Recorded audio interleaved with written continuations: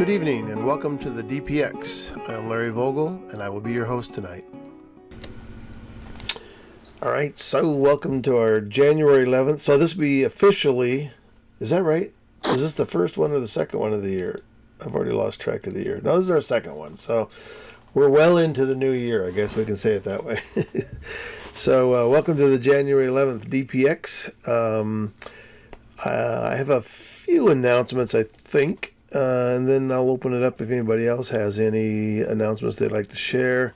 And I guess I haven't put I did. So the new date, so January 25th is our other DPX version, AI. It's a separate meetup group. So if you go to the meetup page, you can look up DPX AI, put in my name, that'll get you to probably the right page. Same kind of format, January 25th at 7 o'clock, and we meet online. But there's a separate link for the AI meeting, so you have to at least go to the website to get that link to join us on the 25th.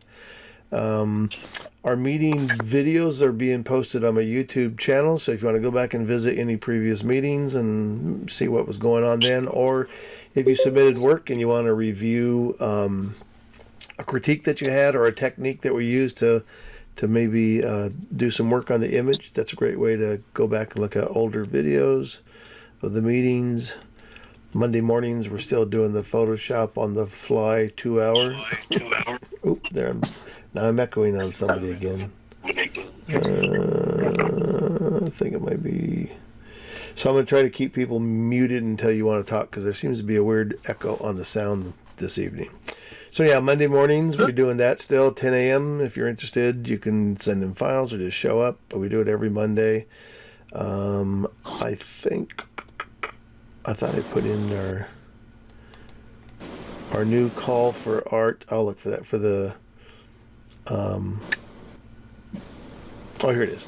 So for the 2020 gallery, our next call for art is called AI OK, but it's going to take in all aspects of photography, the lens versus the machine, dialogue and pixels. So if you're doing straightforward work, or you're not using AI, but you're even doing some compositing, I think the interesting thing now is comparing some non-AI work to people who are using artificial intelligence to create work with.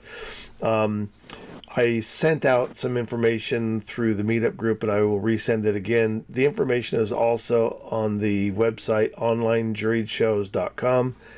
We use that site for our exhibition prospectus and for uploading files, and so you can get all the information there. But like I said, I will be sending it out again, so look for that in your email. And I think and there's still some spaces available open for the Pismo Beach workshop, May 17th through the 20th. That's a lot of fun if you haven't been on that one, and if you have been, we actually added a new stop this year, and I'm hoping that these big huge waves and high tides haven't destroyed our opportunity. But in Cayucas, there's a shipwreck right off the shore there that at low tide you can actually walk up to the shipwreck. So I've been looking online to see if I can find any recent photos or any update about if the shipwreck has somehow got washed back out to sea, or if it's still stranded on the shore with all these big waves and high tides. But so that's the only one that I'm not sure of. And this will be the first year that we've actually done it. Somebody had given me the information about it, so we thought we would add it to the workshop this year. And there is also on my YouTube channel, there's a detailed sort of video log of all the places that we're going to. So if you want to look at that, that's there. Registration you can do on my website. And if you have any questions, you can email me directly. And I think that's about it for my announcements. Anybody have any announcements you want to share with the group? Remember, you might be muted, so unmute yourself so it doesn't sound like I'm ignoring you. Larry? Yeah. Gene. This is Gene. I've been getting an email announcement of the San Diego art scene, and they're asking for people who want to list things, and I was thinking Gallery 2020 might want to list themselves on there. Yeah, and I'm not sure. I thought Rob did, but I'll look it up again. Yeah, thanks. And actually, the lady who runs that, I just recently did. She also has a blog, or not a blog, geez, what do we call this? I did an interview with her about on AI, a little discussion on AI, but I don't think it's posted yet. So when I know about it, I'll send it out to everybody. Yeah, that's a great idea. Thanks. I'll make sure either I or Rob goes online and does it. I think I actually registered to be able to, because I think you have to register to list events on their site, and I haven't heard back from them yet. So maybe I'll double check on it. Anybody else have any? I can announce that my article for Nature Vision magazine, a digital nature photography magazine through the Nature Photographers Network, came out, and it's about my trip to shooting in Colorado last winter. Nice. And I actually got the cover. Well, that's not too bad. That's great. Yeah, Yeah. congratulations. So, is there do you want to put the link to it in the chat? Yeah, I can try and do that. Okay. It'll only show you the cover, I think. Oh, okay. But is there? Congratulations. Is it an online magazine or it's a physical magazine? It's digital, so okay. I mean, there's a PDF, but I'm not allowed to share that. So if we wanted to see it, you'd have to go to their site and purchase the PDF. Basically subscribe for the quarterly magazine. Oh, okay. All right. All right. Anyone else have anything they want to share with the group? Otherwise, we will jump in and look at some images. All right. If anybody thinks of anything you want to add to the announcements, you just interrupt us and say, "Hey, oh yeah, I forgot. I'd like to mention this." All right. Let me come to my folder here, and so Gene, you sent some images last month, but you weren't there. Did you want to show them this month? Yes, actually, I was going to send you an email about that. Excellent. I got sidetracked. Okay. I fell asleep last month. Oh, I don't know if that's a good excuse or not. So, let me reopen this page. All right, so we'll start with Gene first. And I may have forgotten, I mean, you probably had some comments when you sent me these, but so there's a black and white, so they're all three still, or actually there were two still lifes. One of them I actually did some things to it. So if you want to tell us about this one first, and we'll take a look at the others after we see this one. Well, I've been interested in black and white for a long time. Anyway, I went to an estate sale, and the woman collected scales. It was the most amazing thing. So Wow. I bought about 8 of them, I think. And I've been slowly working on taking still life photos with these scales. And this one, this scale is actually painted. Yeah. A yellowish thing, and then some green leaves or something, and those are radishes. And I couldn't decide if I liked it better in black and white or color, but I think black and white. Oh yeah, so the other one's not a color version of it. So I don't have the color version of it. Is that right? Or it's a PSD file? If I open If it's a PSD file, you have the color version. Okay, so I was gonna say I can go in and turn off the black and white layer. Kind of hard to say whether we like it in color or black and white unless we see them. Yeah, that's true. All right. Okay, yeah. So there's the color version. It looks like there's also a little extra texture in the background on the black and white one. But so there's the black and white. There's the color. I don't know. Now that I look at it, I like the color. Any comments from anybody for Gene on this image, black and white or color, or any other suggestions? I really like just the showed color. up. Nope. Go ahead, Linda. I didn't see the. I said I really like the color. Uh-huh. I feel like I'm seeing a little bit more detail in the scale, but Of course, it brings out the color in the radishes Yeah. also, just as some contrast. Yeah. And then somebody else had a comment. I think there's more separation in the color one. It would be interesting to see the black and white one possibly with a little more contrast, with a little more separation between the background and the foreground. Okay. Anyone else have a comment or a preference or any other suggestions? I'm going to go with, I'm not quite sure why we have so much space above the scale, so I'm kind of thinking, how much do we actually need there? So that's kind of, I would maybe think of cropping it. And then also, it feels a little tight on the left and the right hand side too. So I might consider leaving a little more space to the left and right. Let me leave it like that. And then I would also, whether it's the black and white or the color one, I think I would also Flip it? say it again. Flip it? Flip it. I'm okay with it the way it is, but we could look at that. I think it needs a vignette, and so the interesting thing. I guess because this is on a separate layer, it'd be hard to show it both ways. But so Gene, you had more room on the image to left and right, I would assume. Not a lot more room. I think I would also crop off the front end of the table, or at least maybe remove that edge there or something. But so there's an interesting idea here. If we liked the amount of space below it or the reflection, so I'm going to go ahead and just hit the crop, delete the crop pixels, and then because we now have access to doing generative expand, it'd be interesting to see.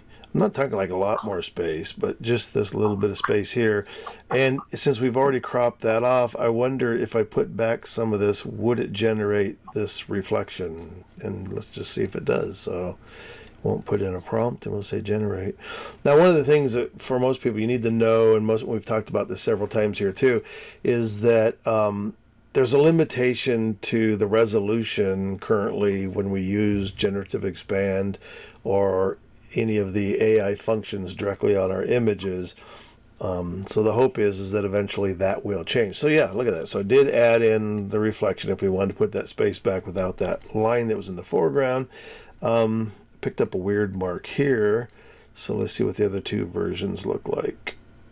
Actually, there the mark is gone, and on this one, and you can always retouch it out, but so either one of those two actually look okay. And so my other thought too was to add in a vignette, and a bunch of ways to do that. And if you like on the Tony Kuiper panel, there are some actions that are connected to his panel also that you could run, and there's a vignette one there, but we'll just do it manually. So if we're just going to use a curve, typically, actually what I would normally do is just go ahead and make the selection first. So if I used an elliptical marquee, the interesting thing about whenever you use this circle or elliptical thing here, it always feels weird, like once you get it started, that you feel like you might have to start it over. But if you use the space bar, you can, and I'm still holding down the mouse, you can move this to any location as long as you are still holding down the space bar and the mouse, and then I can drag it back out, maybe lower it a little bit more. So it's a little confusing to use because of you can also transform it after the fact. So when you have a shape that you want to transform after you've let go of the mouse, you can go back under let me think of select and then transform selection. So it's just like if you were transforming the image, you can actually change the shape. If I hold down shift, I can change the shape of that vignette. And I think I'd leave that there. So let's go with that. So yeah, you can do the transformation after, or by holding down the space bar, you can continue changing the shape of that. And so now if I add in the curve adjustment while it's active, I'll get that mask. And typically what I would do on a curve adjustment, especially one that has that bright of a background, I would grab the upper part of the curve adjustment And again, I'm going to have to invert this, right? So if I select the mask, I can invert it from here. And then also going to have to feather the crap out of it, which is normal. And you don't want it to be like really obvious necessarily. So somewhere there, I mean, you can certainly play with it. And you could also change the shape of the curve still by darkening that foreground as well as some of the high values. So even that little bit of a curve, let me come a little further, let go of it too soon. Somewhere there. Yeah. So it just darkens up a little bit. And you could also add to it manually by burning in those edges, and there's a bunch of ways to lighten and darken images, but I think the additional space changing the foreground. And let me just save this as a color one. So we have that. I'll go here and save it. And then back here we can kind of compare. Oh, we don't have the original color one either. So, yeah, I don't know why my save hasn't caught up with me yet. Did it finish saving? No, that's one reason why.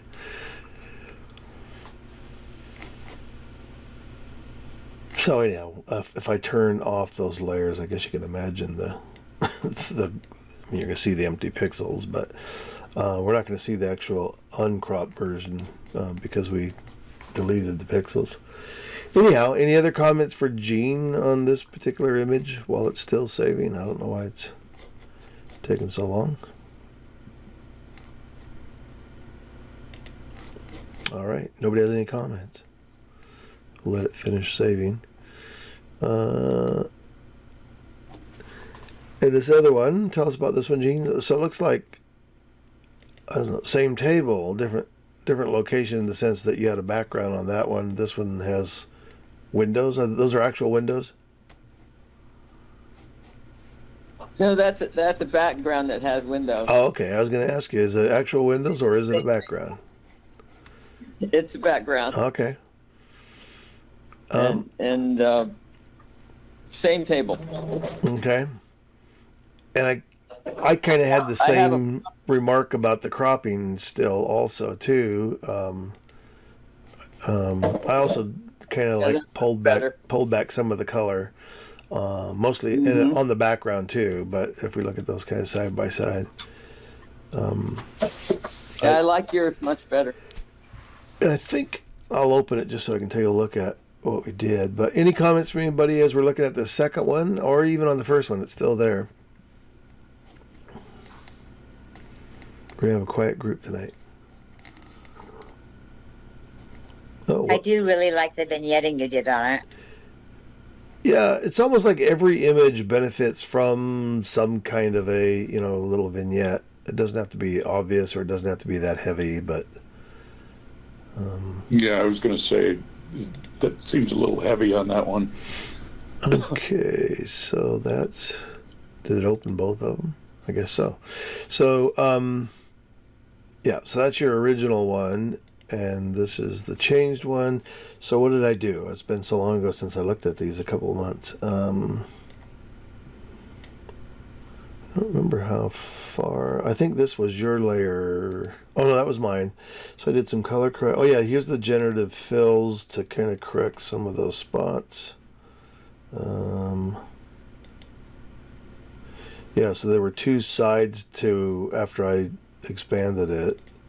So again, generative fill filled in the spaces. This I used to just take out this weird reflection on the wood. Again, it was generative fill. And then the next one up is a generative fill. And that was this weird, I don't know, for some reason, when it filled in this foreground here, that line, it kind of jumped over. It made a weird little angle on it. So I just made another circled that and did a generative fill on those edges. It also had a weird color to it, like it's picking up the highlight from the window. And then for some reason the background has this weird amount of light here on the edge. I don't know, did you use a flash or a combined light on the still life here? No, there's the modeling light from the flash on it, but there's a little more light because there's light coming from behind me from the front window of the house. Yeah, so I wasn't Like that bothered by the amount of light, but the color of it, right? So if we look at the window panes over here on the left, it's a nice warm light, and then all of a sudden it does change here. So I selected this color, put it on to its own empty pixel layer, and changed the blend mode to color, and then just painted over these areas with that color. So it just made it looked kind of purplish, and so it just felt like a weird color balance issue. And then same thing of vignette here. This one I did do a little stronger. And then what's in this group here? So it's another vignette. What did we do? Oh no. So I think this was a dark and light and center idea, right? So like you can do inside of Nick. And I think this is also something that most images benefit from. So starting off, let me do this. So starting off, adding the vignette to darken, this is to lighten the center, and the vignette on the edges was to darken it. Now hang on, I'm lost here. Now I've lost myself. Vignette. Oh, the vignette's down here. Okay, so there's the vignette layer. And then this was, let me see what that even says. Vignette copy. So all I did here was, okay, I see what I've done. So I copied the vignette and then reversed it to lighten the center. And then because this upper area was already so bright, I put this light and center curve adjustment into a group so that I could do two masks. So there's one mask for the vignette, and the second mask was to paint out some of the brighter areas here so that those didn't get too bright. So like if I turn this mask off, you can see where the brightness in here was. It's pretty subtle, but... So anyhow, if I look at those two layers, that's a lighten center and darken the edges. I'm basically using the same vignette, just inverted and changing the curve to lighten rather than darken. But so it is effect, like I said, inside of the Nik filters, and it's something that I used, when I was using the Nik filters a lot. Used almost on every image, because it seems like for some reason most digital images seem a little darker in the middle and brighter out on the edges. So it's just flipping that kind of effect.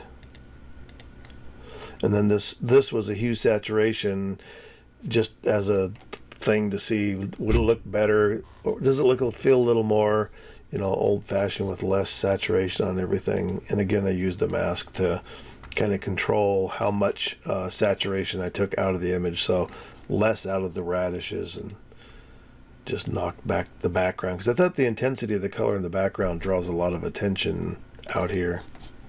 So that was that. So we started from that and expanded it, cropped it.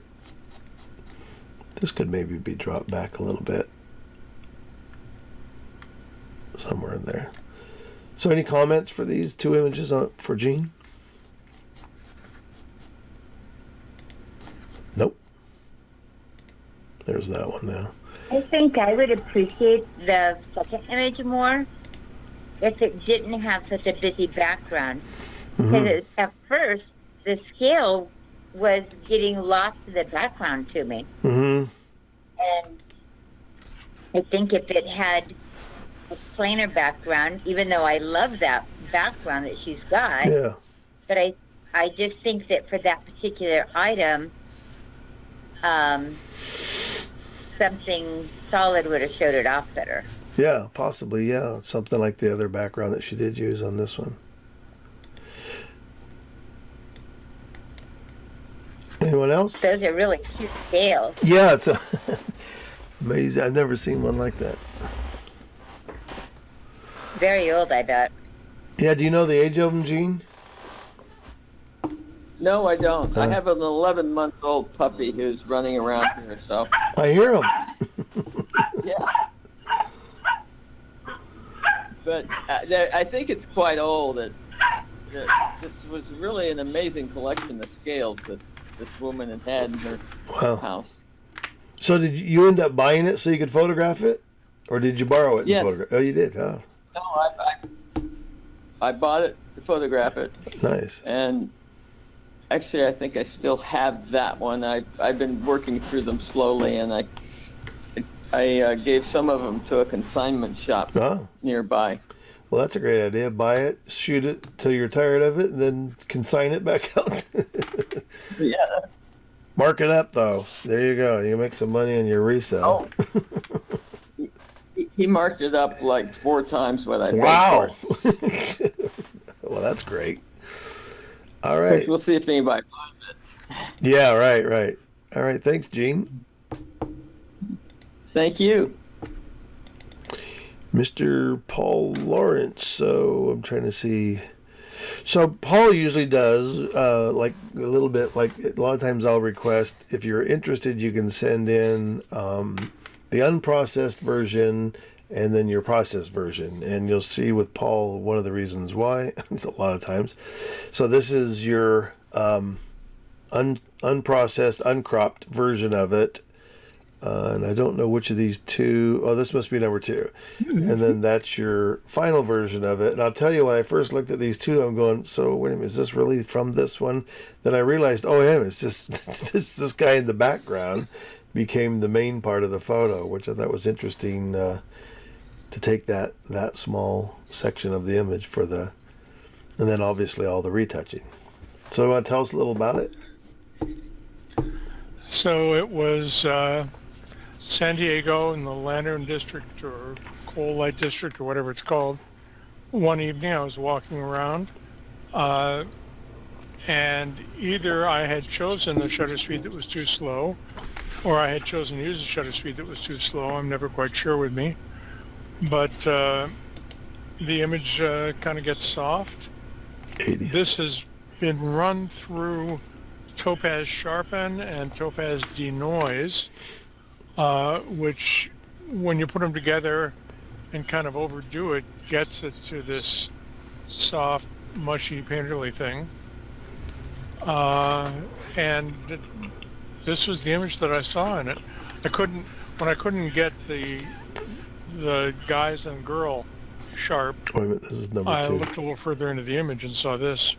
So the difference between the two, so this one has had a little more retouching than this one, because it looks like there's some highlights here and here. Yeah, when I looked at it today, it was like 0.3 or 0.6 megapixels, so I enlarged it, and when I enlarged it, I noticed a lot of garbage in it, so I just retouched it out, Okay. basically.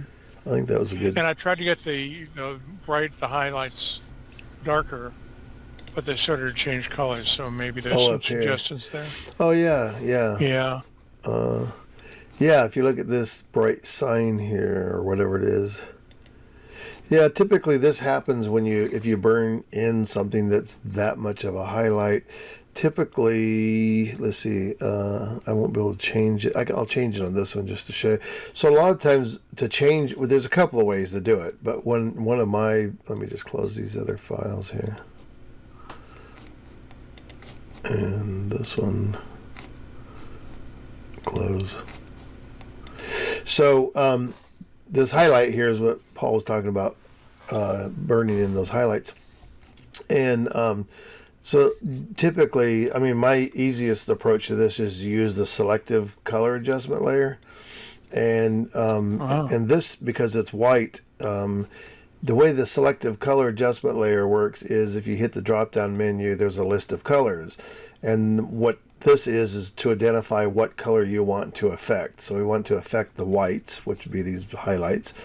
And down at the bottom, there's a relative and an absolute button. And especially when you're trying to affect the brightest areas, if you put it on absolute, you'll have the greatest effect. And sometimes on relative, it tries to maintain the brightness or the luminance values, so you won't get much of a change on the brightest areas. But if you go to absolute, then everything will change. So my goal here would be to just go ahead and, I could bring some more yellow into that highlight and maybe add just maybe a little magenta to warm it up.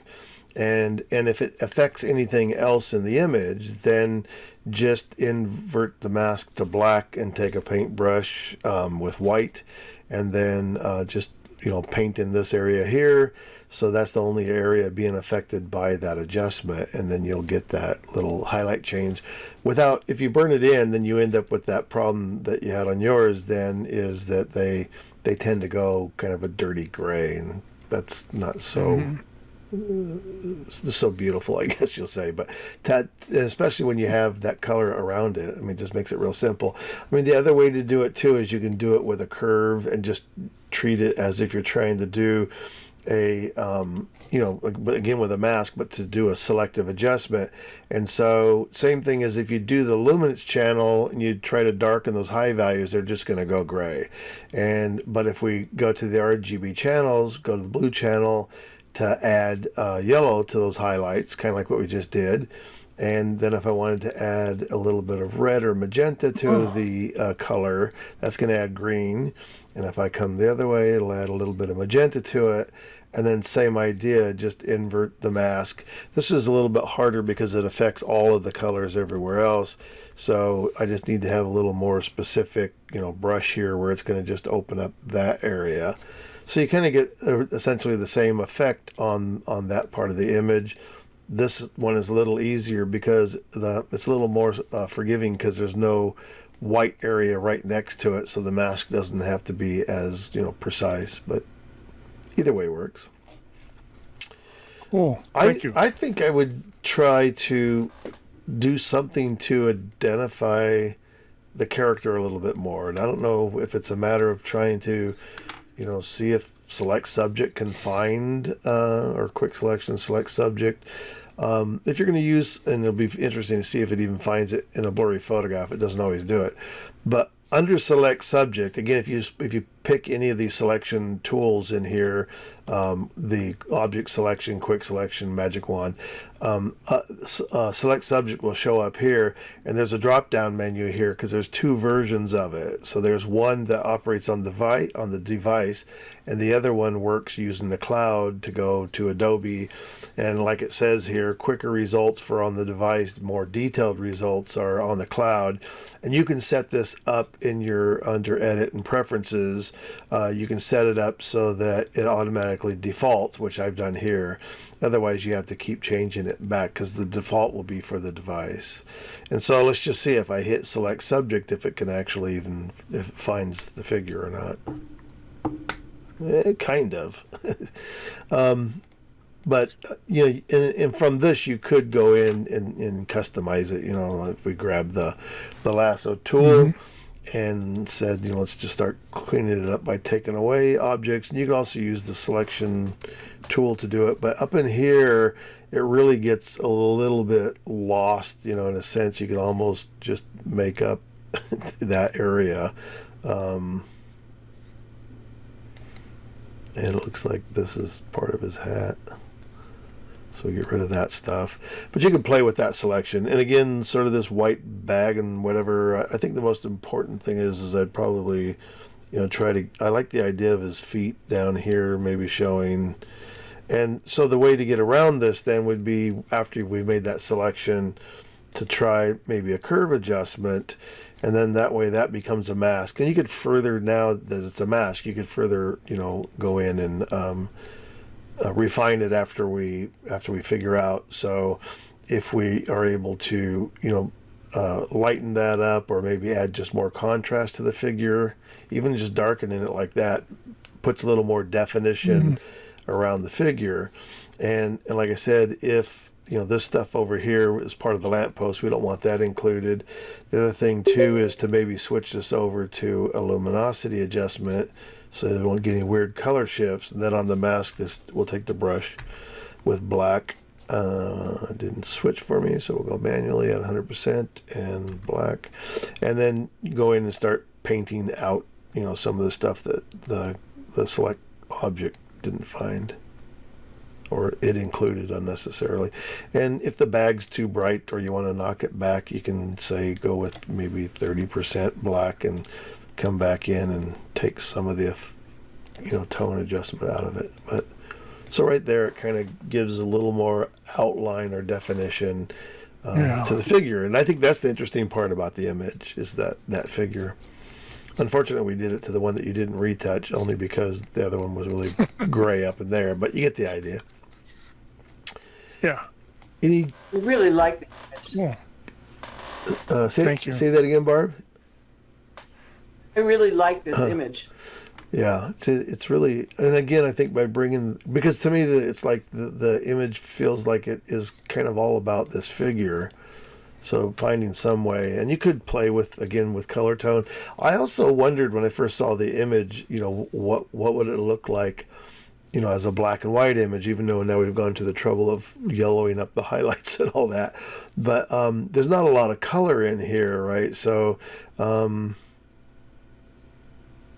it's going to come up pretty flat, looking.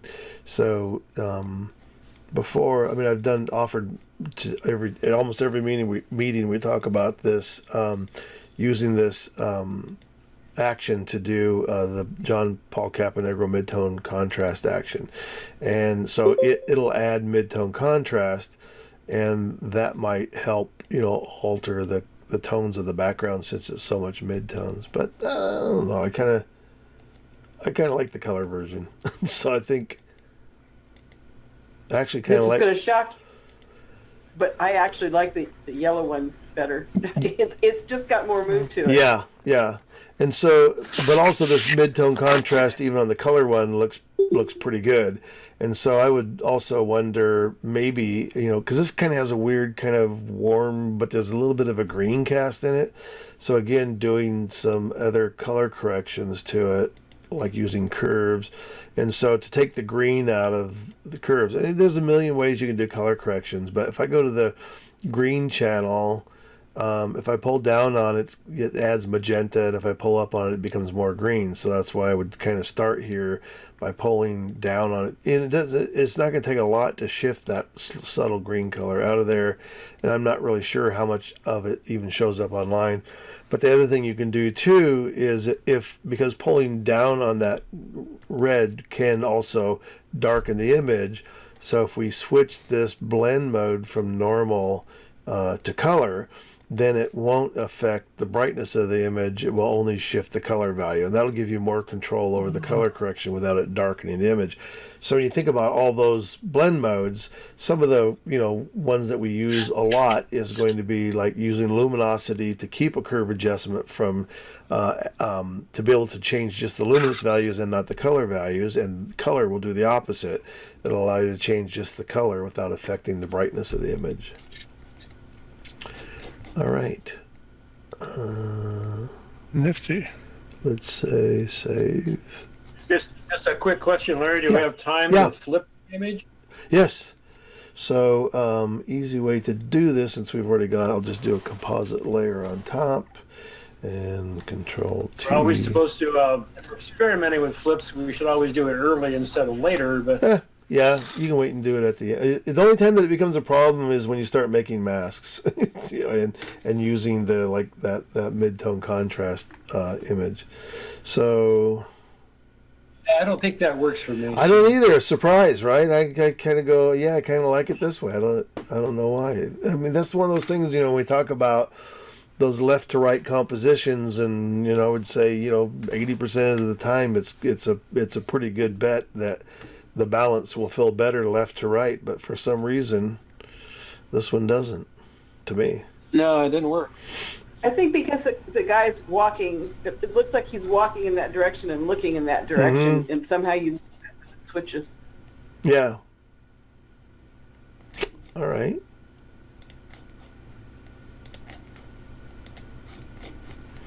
So there's where the image started.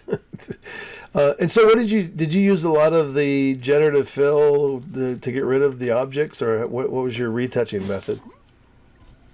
I think that I did this before most of the generative fill was there. Mm-hmm. So probably content aware, and then cloning would be my guess. Okay. But I may have done it afterwards, and it may be generative fill. I really don't know. I can never remember that far back.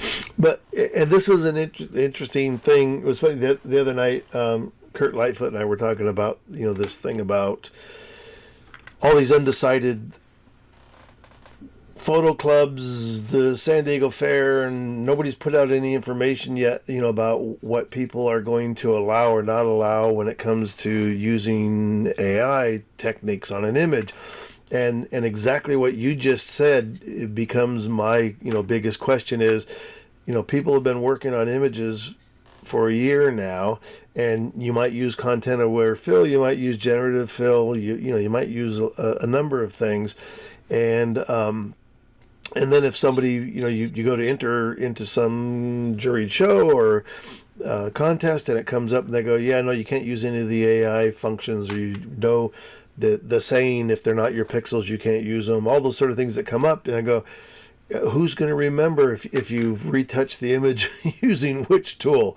And my seriously, my hope is that in the end that they're going to already land on the side that it doesn't matter. You can use whatever tools you want in the program, to whether they're your pixels or not.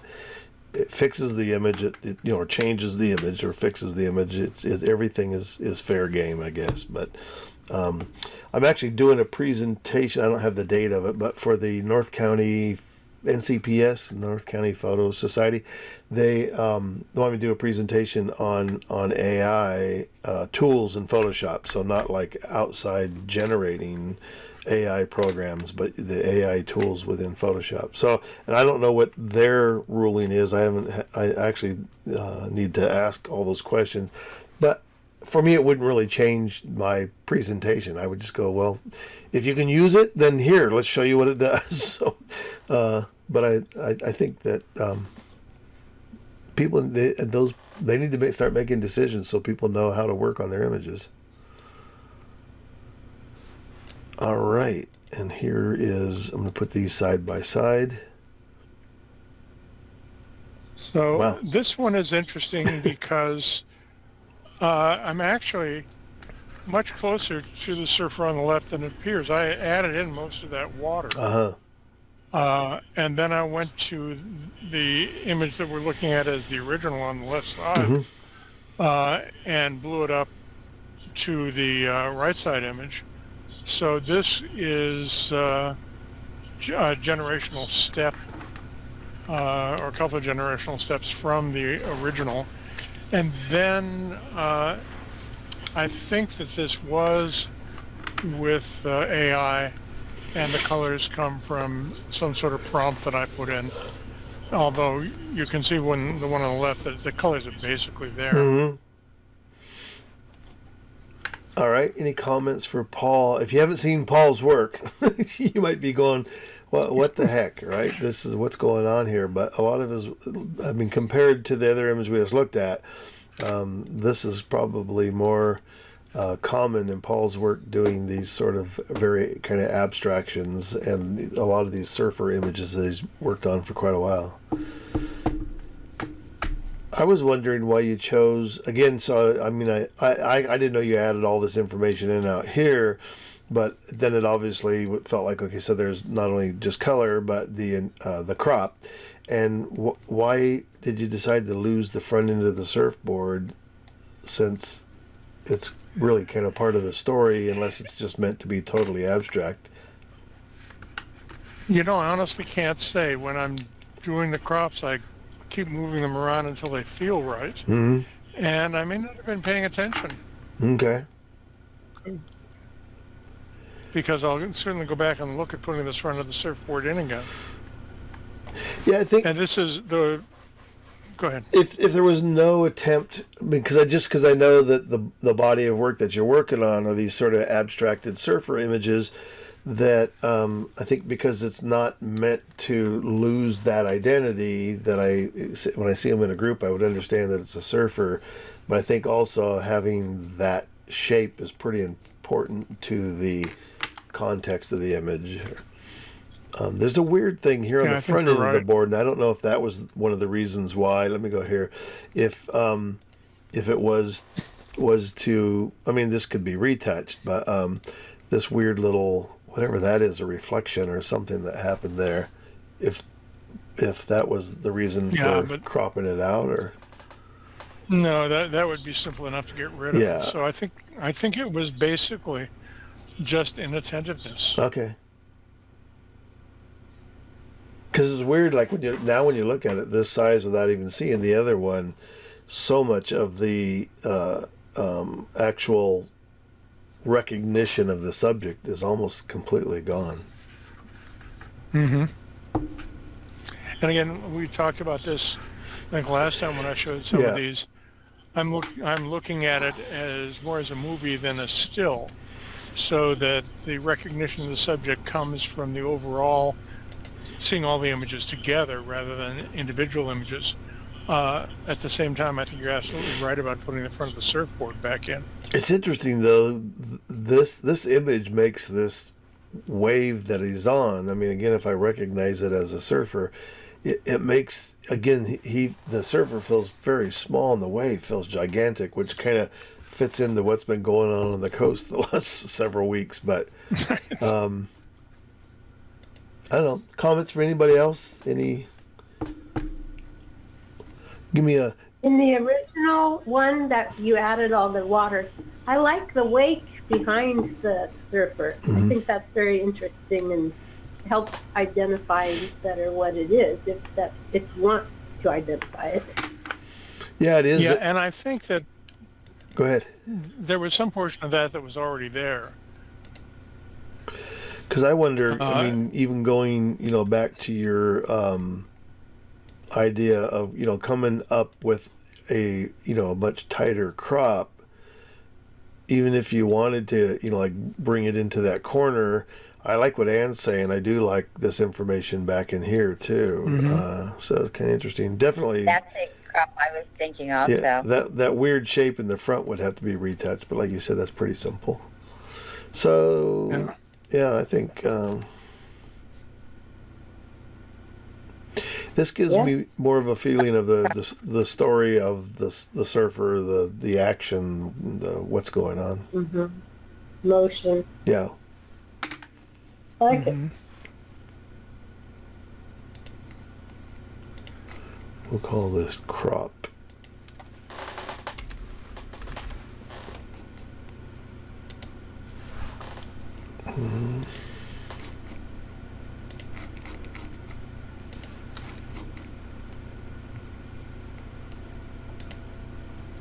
What am I? There it goes.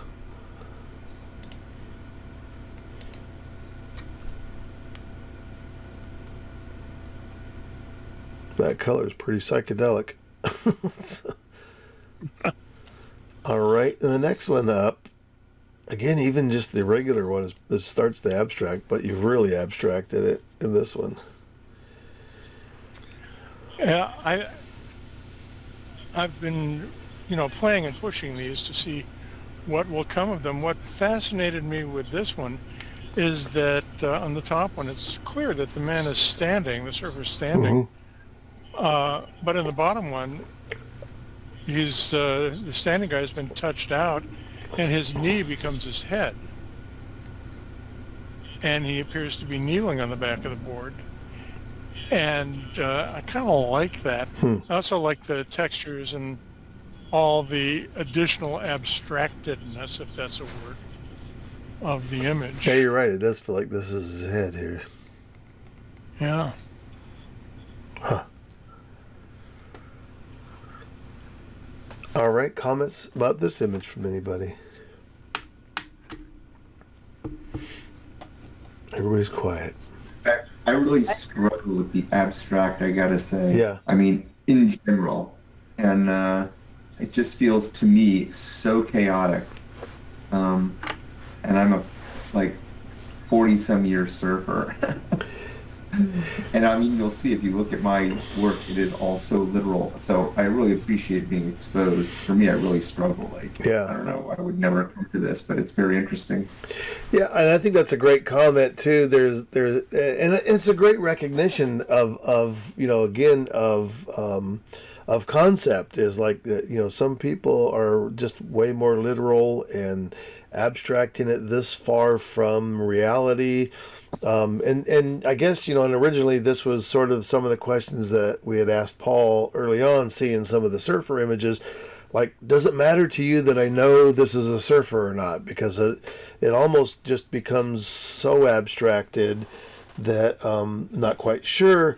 And then, like you had mentioned, Paul, that I think it was last month, that if a lot of these images are going to be put in the context of a show, Some of the images are more recognizable and some are less recognizable.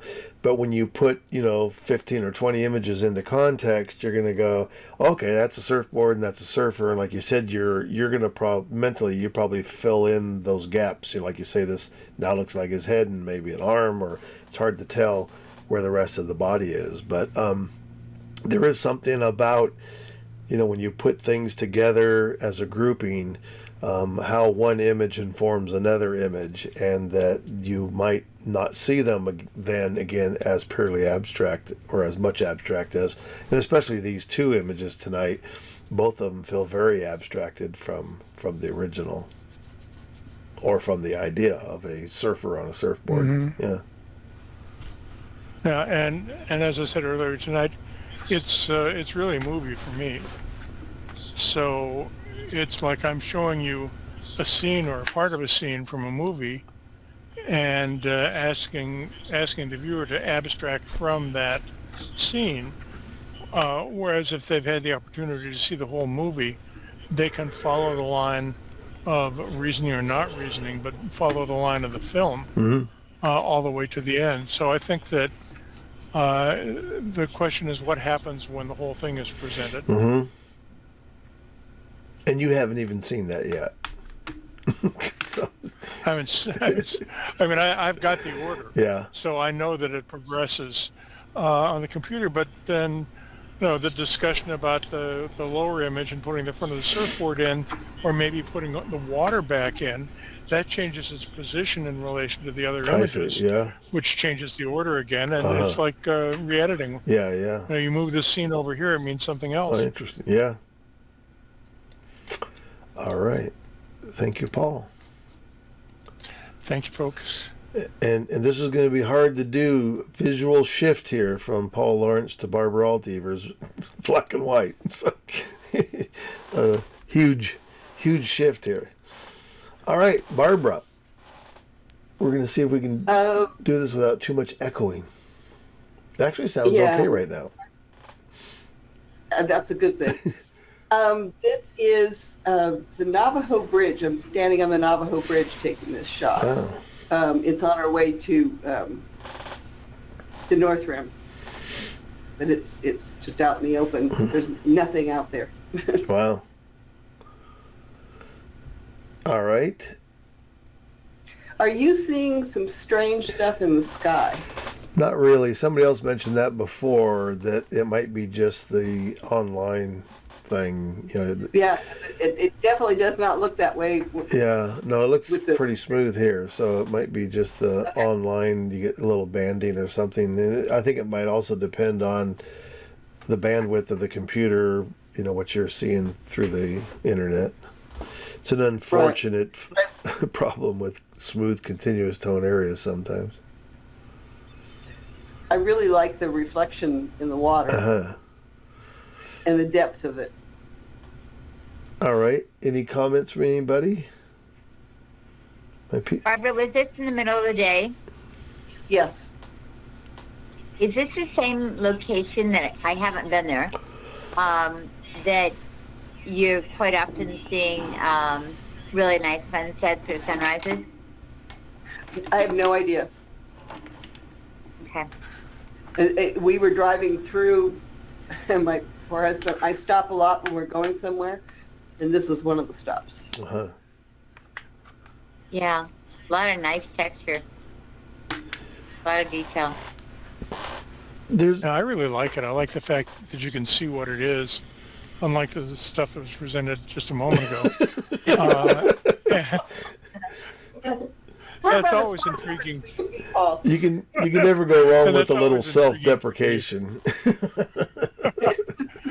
And I just love the way my eye is drawn into this. So often with scenes in this area, there are mountains on mountains on mountains, and it's hard to pull my eye in, but the road of the river is very cool. I like this a lot. Thank you. There's something for... Go ahead. Yes, so do I. I like the composition, the way the river is on the, a little bit to the left and moving through.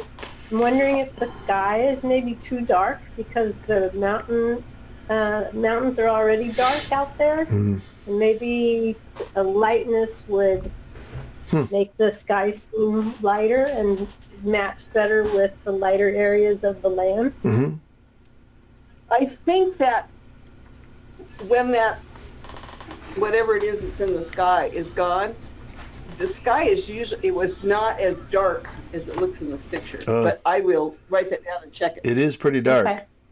And I agree with Ann too. I mean, it's a weird thing, like, you know, when we darken skies, it's always that relationship between the sky and then where it meets the land.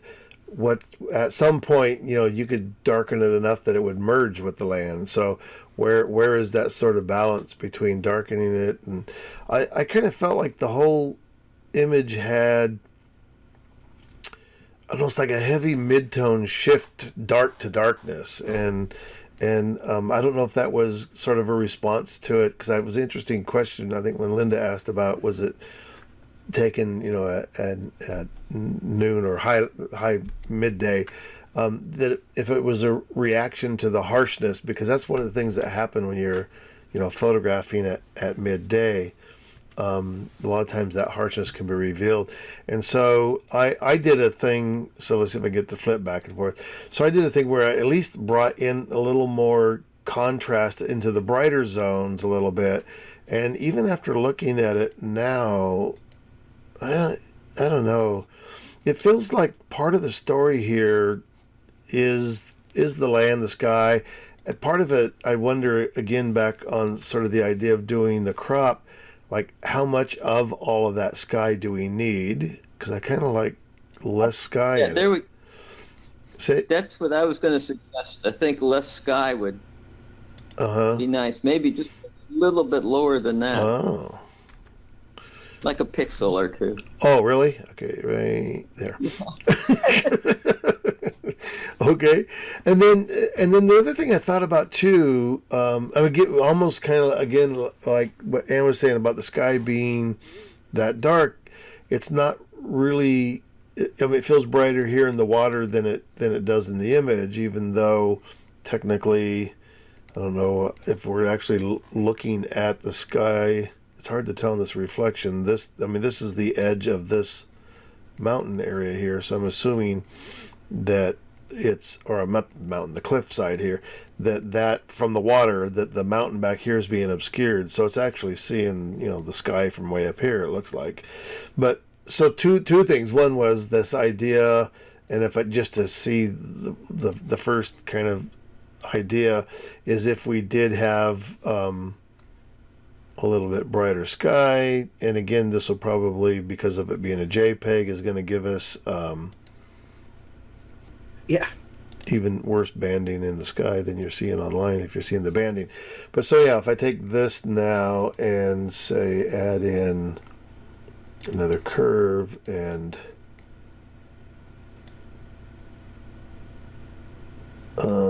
it's in my group. That always happens. If a group is open and you add a layer, it always goes inside of the group. So yeah, drag it to the top. So even that, I think, does help this, again, the separation between the two here. And it even feels more natural to the water.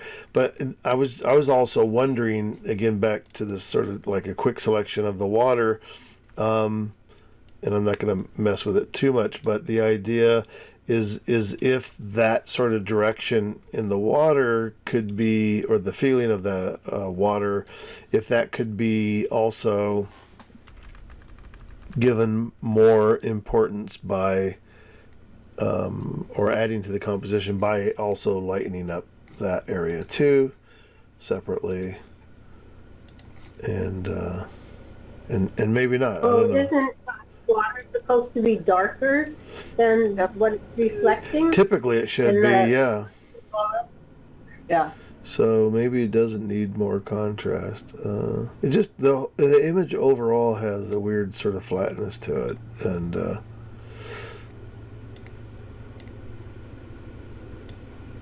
well, and again, that's probably because it was shot midday. yeah.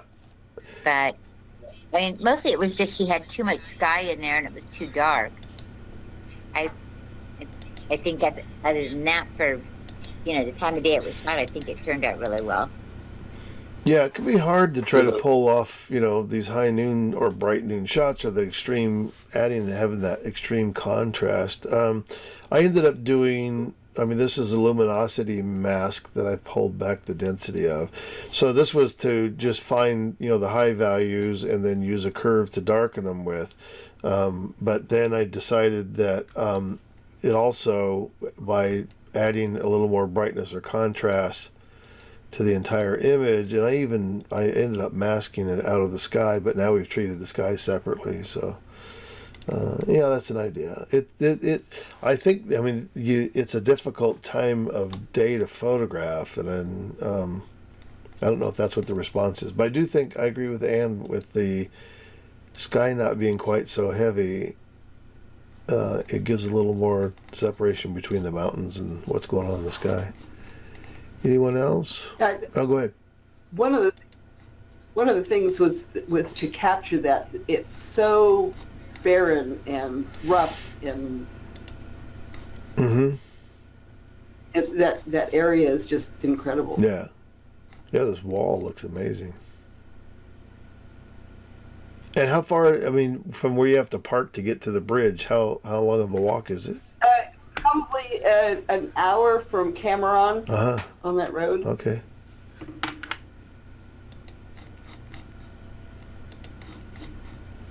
And this image. Tell us about this one. And this is right outside of the North Rim. Oh, okay. It's just outside of the park. Wow. All right. Any comments here?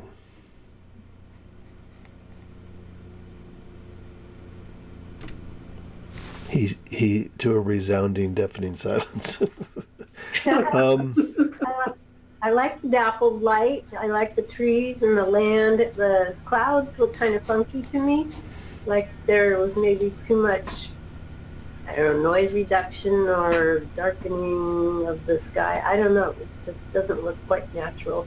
To me, who is very literal, like our friend here, the first Josh. day. Yeah, the highlights need to come up on a cloud. Yeah, I added a little more highlights to the clouds, and I think that was all this image is. So it was just a sky selection and then a luminosity mask for the high values. Yeah, that was it. I don't think that doesn't do anything. I was going to say crop some of the sky out, get rid of the clouds. Oh, I think they're the interesting part of the image. Which it kind of gives that impression of why the image is the shape that it is to include all of those clouds. But let's see what it looks like. Maybe It also explains the lighting on the trees. some is better than none. Yeah, I don't know. I'd probably take it all the way down underneath the little cloud one. if you could get rid of it. Wow. Okay. Yeah. Now there's also, and it's funny because I used to get criticized from somebody in the group. So in terms of cropping this, I don't know that I like it that way. But if I wanted to get rid of the clouds, then I would maybe rely more on retouching and say I kind of like this crop better, but then maybe retouch those clouds out. And so I used to say to people that the crop tool is not a retouching tool. And so in the sense that rather than dealing with the clouds, let's just crop them out rather than retouch them. But the thing is that it's like, what are the chances that this is a good crop? And it kind of does a weird thing at the edge there. And so that's why I say I would find the right crop for the foreground and then retouch the rest of that if that were the case. Now they're also... I like a 1x3 panoramic myself. So. So let's see, can we get a 1x3? They don't have a 1x3 in here, darn. Yeah, you can make a custom one down there. So... but that's not too bad. No.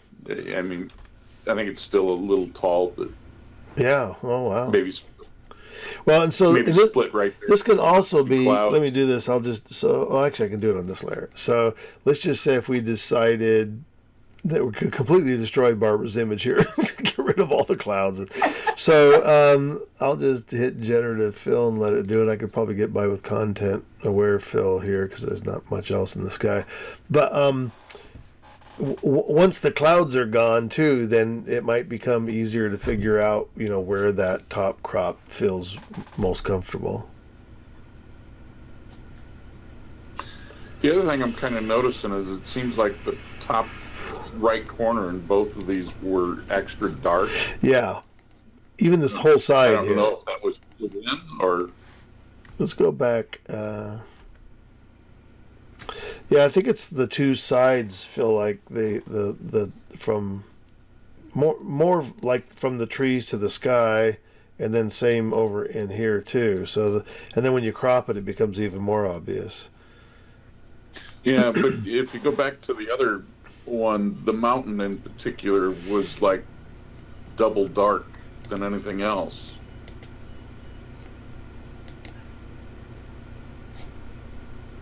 The previous photo. Previous image. Oh, okay. Yeah. It just seemed like both of them,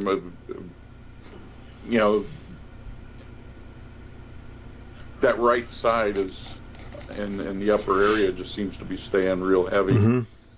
I don't know if it was. I don't think the mountain itself is in the shadow that much, but Yeah, I doubt it. It doesn't look like there's any place for it to have a shadow.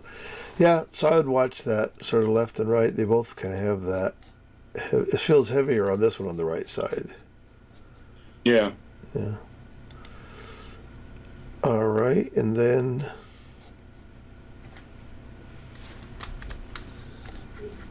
Yeah, that's the right one. there you go. Somebody likes to. Great deal.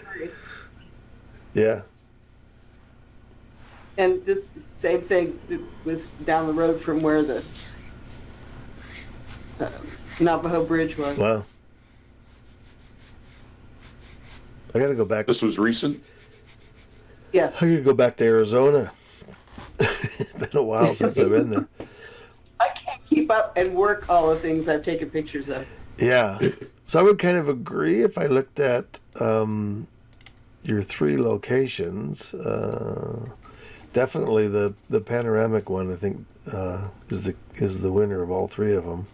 But not to say that none of these couldn't be. I mean, I just think that, and I think what Dan's saying too is the darkness. It feels more obvious on this one to me. The left and right sides feel pretty heavy, and especially most noticeable the sky. I mean, this is the kind of tone that doesn't take a whole lot of darkening to feel too dark or obvious to feel obvious. Where this seems burned in a whole lot more than that. Yeah. Well, it's good to know that panoramic works because I think I may have that one sold. Hey, Ansel Adams sold 40 versions of his moonrise image, so which one is the right one? It's like every time you work on an image should be an opportunity to re-explore it again and figure out what's next. Yeah. I've changed ones that I've worked on. Absolutely. For Yeah, years. The Still find something. the old analogy that people used to have of, I love digital so much because it's like one and done. You don't have to retouch all your prints. You don't have to, once you're done, it's just done. It's like, I can't subscribe to that. Every time I would have a chance to print an image again, I would always go back and look at it one more time before I print it. It's never one of those things where I just pull it up and go, yep, let's just print it. It's one and done. I've already processed it. It's that opportunity to continually re-explore. And also then with new techniques, and especially now, like we were just saying, with some of the retouching now, with the AI stuff, there's things that you could retouch a lot better than maybe what we had done in the past. So Definitely. only on this one. Yeah, go ahead, Ann. I like this panorama one. I do think the sky in the upper right is too dark compared to the upper left. Yeah, Barb's got a heavy right hand. Yeah. Maybe that's what it is. There's this little dot of a cloud. Oh, this guy. Just, Yeah, yeah, sure of that. I agree with that. There's also, looks like a sensor dust spot over here on the right hand side. Oh, yeah. So before you print the 8x40 or whatever the format is here. Yeah, I agree. I thought so too when I saw that little dot of a cloud. Nice. Very cool. So does that work out to your preferred format, Dan? That's longer and narrower. Yeah, it's. I like the wider panoramics. The 1x2 just doesn't do it for me. Yeah. Well, and especially with these kinds of images, right? 6x7. They're like begging to be panoramics. So Yeah. very cool. All right, thanks, Barb. Mm-hmm. Good stuff. Thank you. Somebody wake up Fred. I'm All here. right. This is a composite of 3 pictures. The first picture being the window, including the bars and the flowers. Then, of course, I inserted the model into the window. And the third part of the composite is just the outer border is just some rocks that I took pictures of. Wow. Old Fred, king of the composites here. I think it works. I mean, I like it. The outside, I think what you've done when you put it together, it feels completely believable, but I don't know, when I look at the image, I didn't even think about, is this different part of from a different image than the rest of it? But it's hard to recognize then if she's in a building or whatever. Then this seems like some interesting exotic stone covering of a building, which is kind of cool. That is actually what it is. What it was, that was a building in England, which was like from 500 years ago. Wow. And on the leaves, what about the color of these leaves? I mean, they seem kind of yellow towards brownish tones. Was that the way it naturally was, or? Yeah, pretty much the way it was. Okay. I was wondering, just for grins, the color range.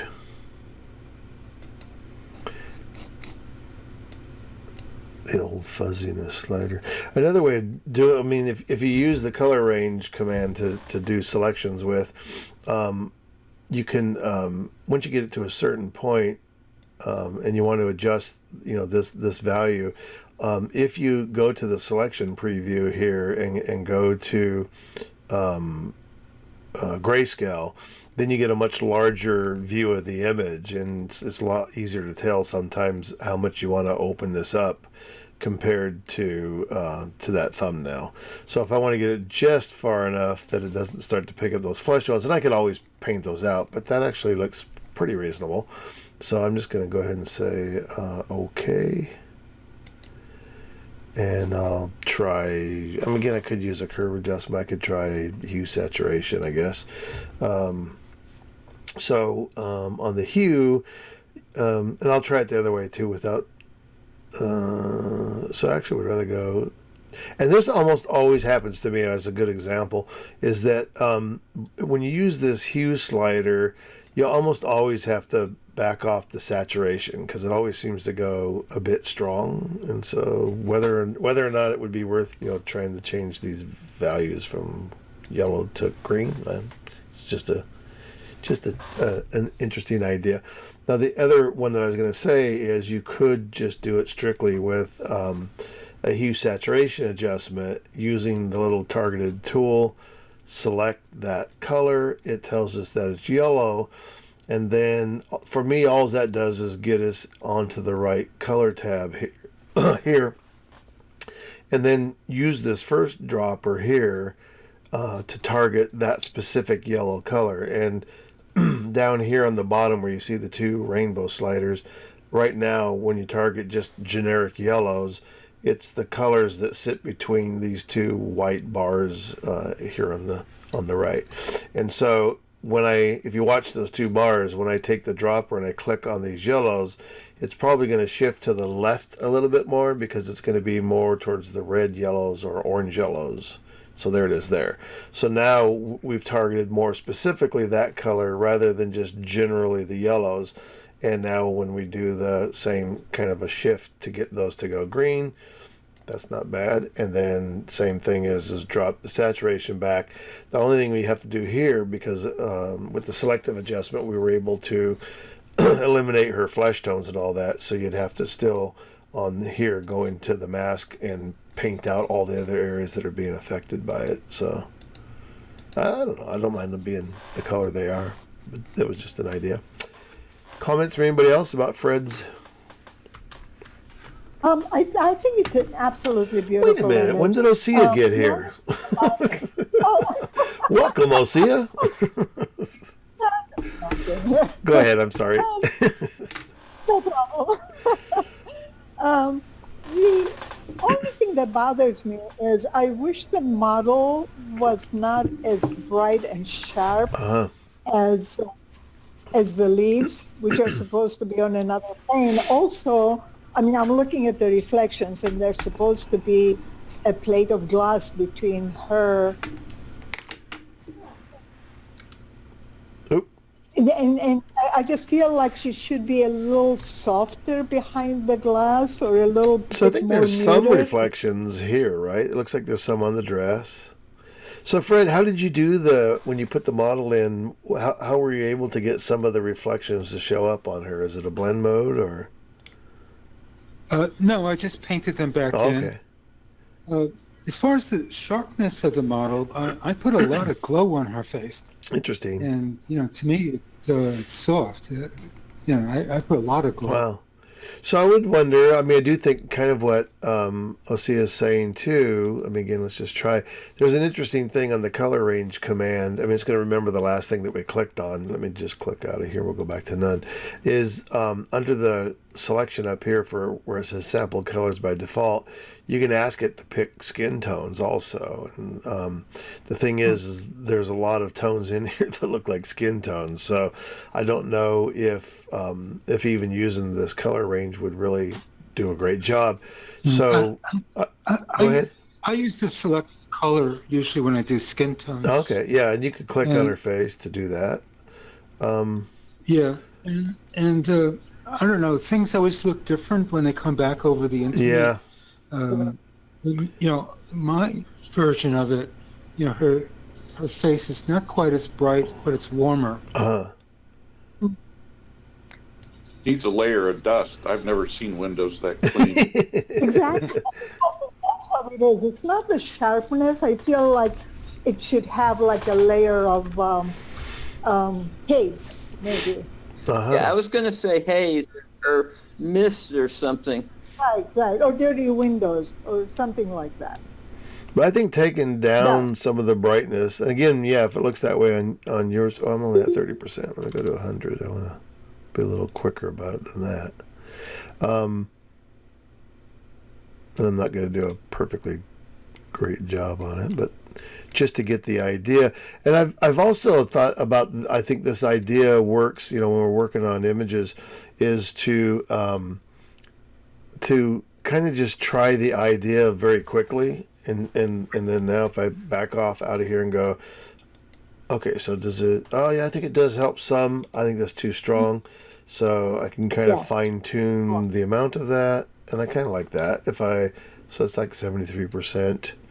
So I think it does feel a little more natural. So I think that's a good observation. And again, like Fred said, it a lot of times depends on what I see on my screen versus what you see on your screen, which I think one of the greatest things about, looking at images, or, we do ultimately be able to do a great proper critique, is looking at prints. Because to me, I always feel like if you're showing me the print, we're all looking at the same thing, but you don't have the luxury of doing this, from where everybody's located. So there is some give and take with having to do this online. And again, it's really about the discussion of just saying, okay, well, if it looks intense or too bright, maybe the thing to do is to knock it back a little bit. So I like the idea. That suggestion is well taken. I think it's a little more moody when her face is darkened and diminished a bit. That's a good suggestion. And it feels like the image is a little bit moody too, because the lighting on the walls and all that. It's not like doesn't feel like a bright, happy day. So I don't know. again, yeah, I think there's always a lot of ways to look at things this way, but okay.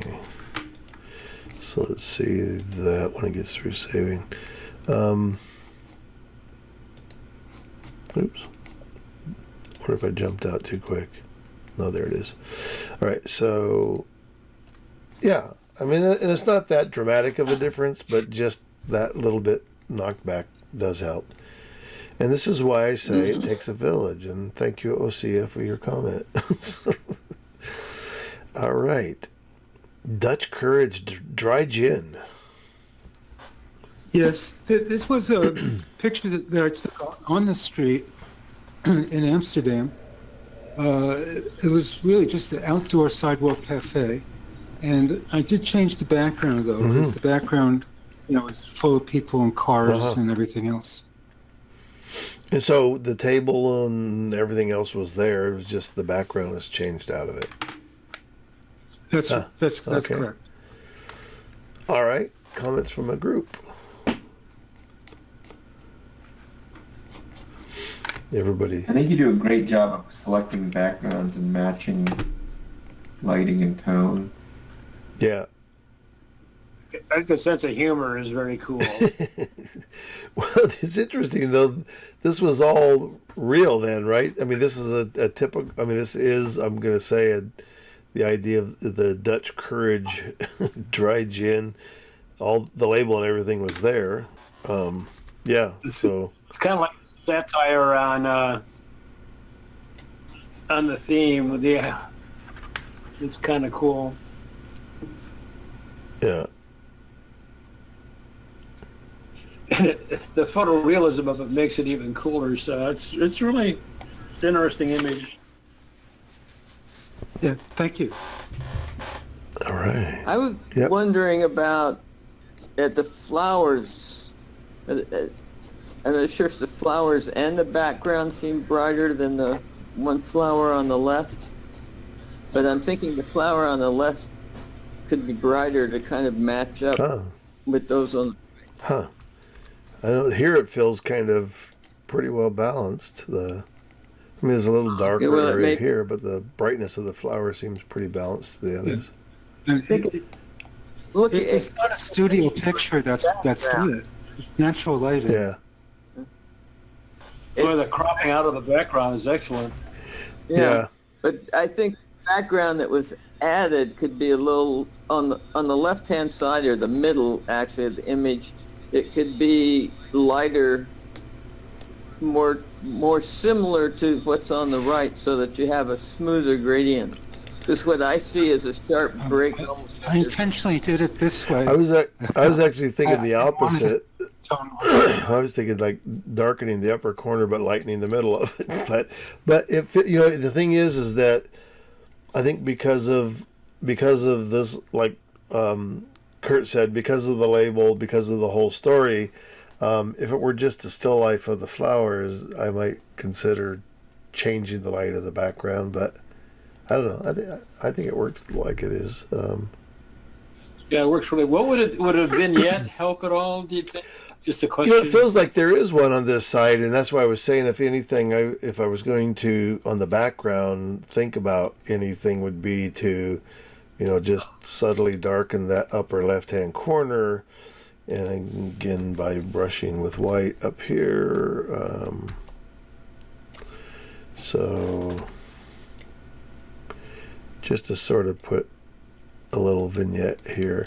This is fairly bright here, and that's why I was thinking kind of the opposite idea of what Gene was saying, by putting in sort of and you'd have to do it with a little bit, more of a mask where, kind of lightening up some of the background closer to the flowers in the center area, because then this feels a little more balanced with that and that darker corner. So if I turn those two off at the same time, so you get that same kind of idea of the darken and lighten center effect, and almost feel like I like that right one in there.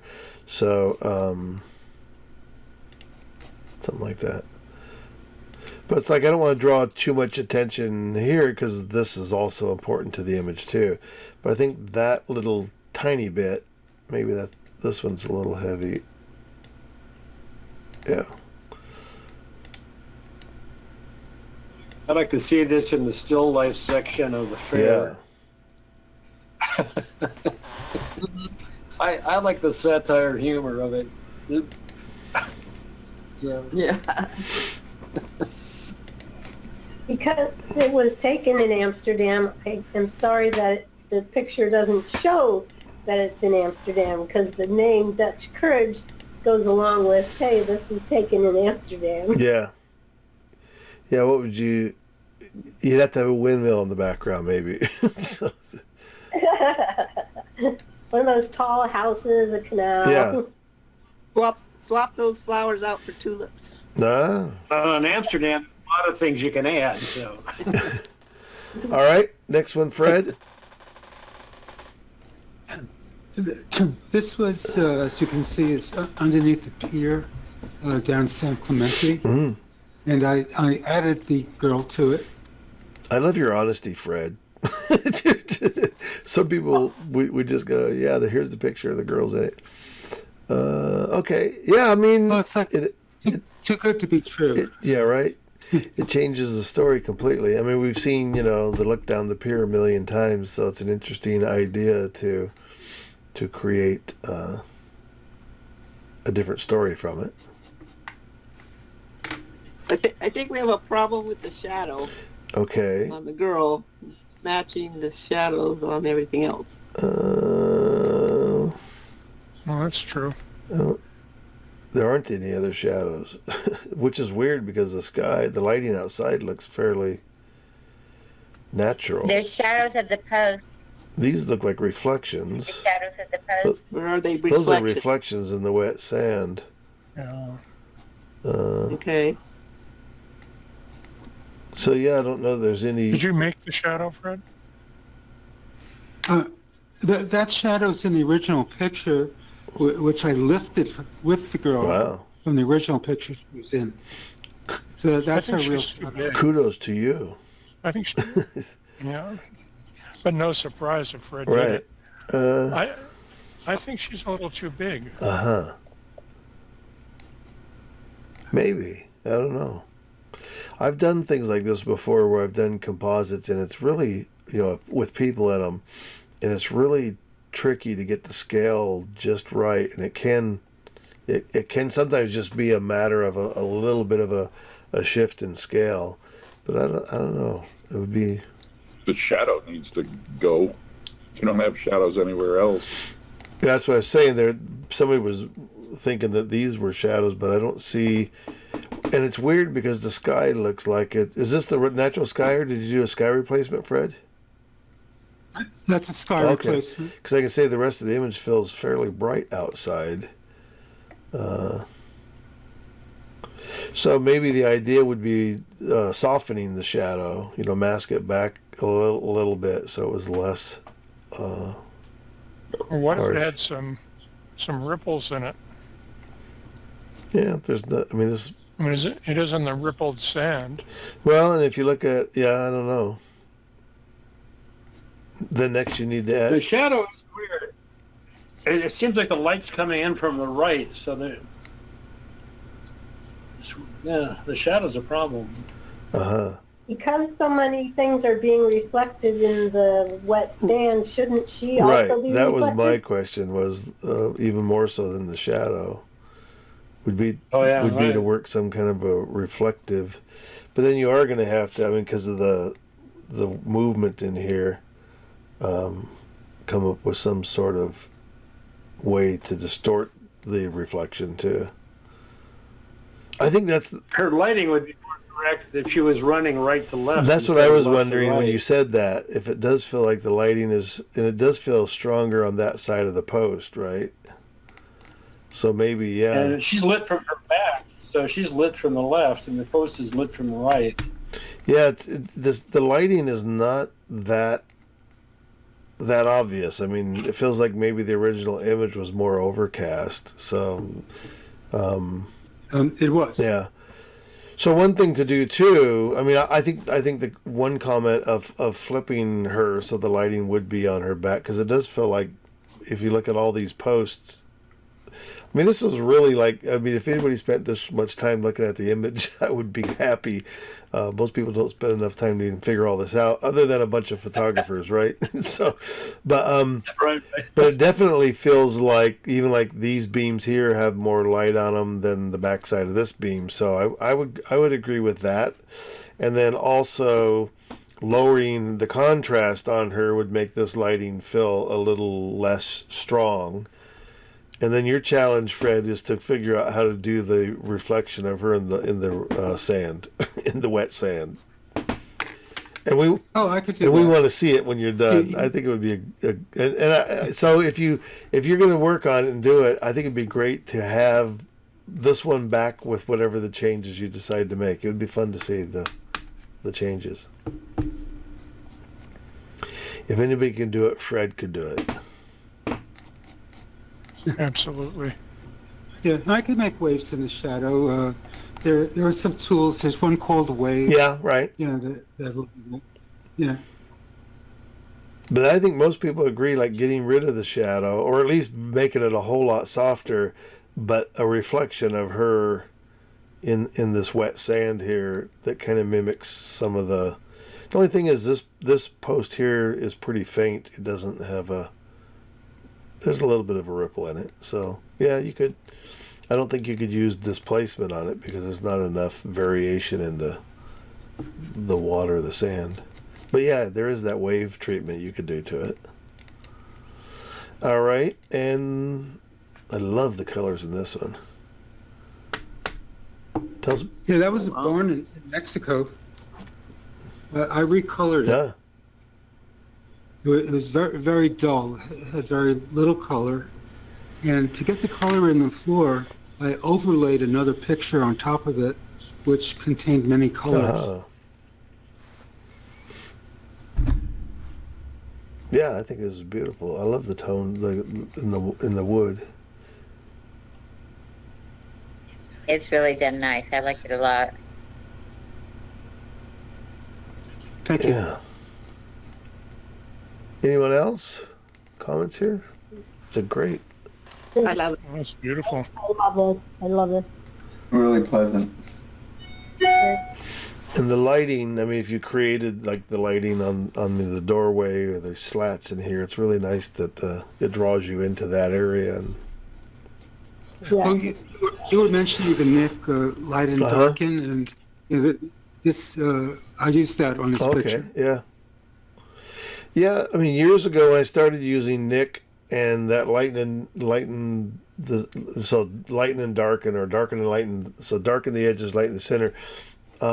It was this sort of like revelation that once you used it, and even just a little bit, and you turned it off and on, it was like, oh wow, it's just so obvious that every image seems to be a little too dark in the middle and a little too bright on the edges, and it separates the subject. Yeah.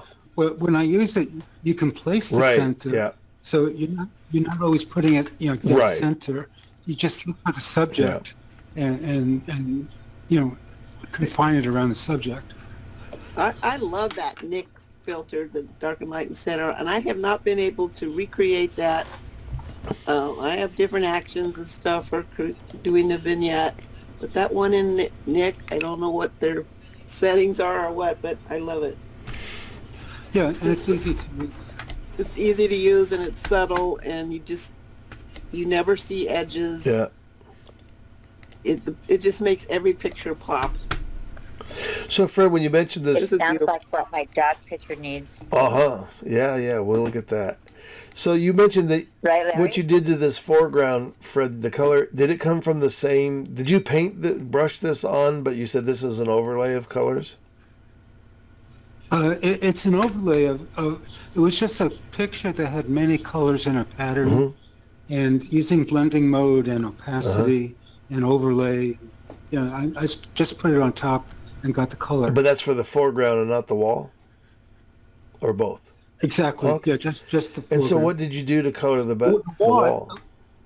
Yeah, the walls I painted, not really painted. I just used like UN saturation and selective color, to get the tones I wanted, Okay. along with a couple of masks. Yeah, great. I mean, because it's such it's a beautiful combination of the tones on the wood, and then the tones on the floor, go together really well. Yeah, and like the wall, you have your cool, and on the door, you have your warm. They complement each other. All right. Thanks, Fred. Very cool.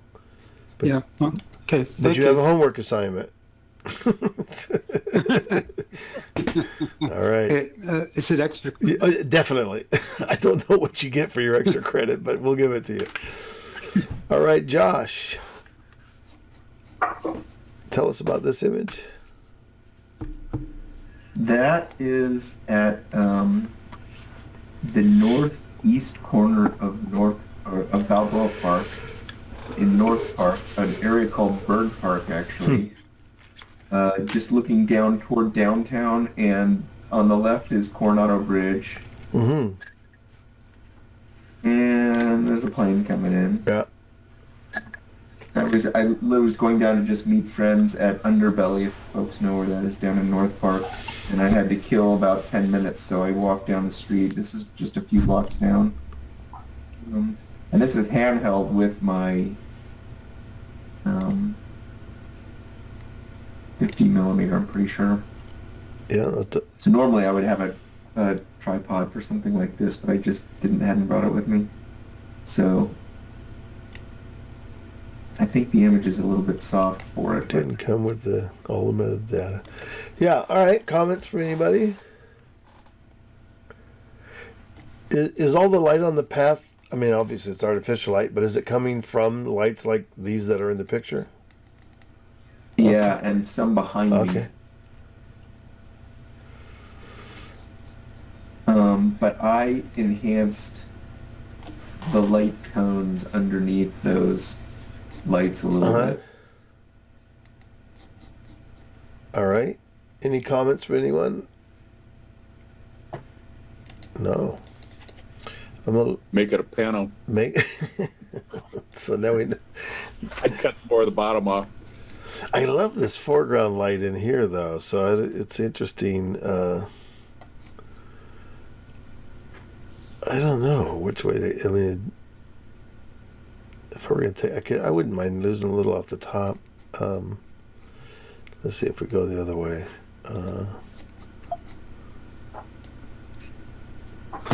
Actually, it doesn't hurt. But I like these foreground things. I see it doesn't hurt to bring this path out of the corner of the image, but I don't know. My thought was whether or not the airplane helps or hurts the image. It's kind of like having a small bird in a photograph and trying to decide, the bird was really there, but does it help the image or not? I don't know. And of course, I mean, the easy way is to try to take it out, and if it works, it works. Yeah. And then I wondered too, that spot right below the bridge. I like the idea of the bridge, but that one bright set of lights that was there in that corner. I mean, to me, I think I feel like the airplane's more distracting than helpful. If it was gigantic or something, it'd be interesting. Anybody else have any sense? And I think I would do a little bit stronger vignette in the upper and lower corner here. So, not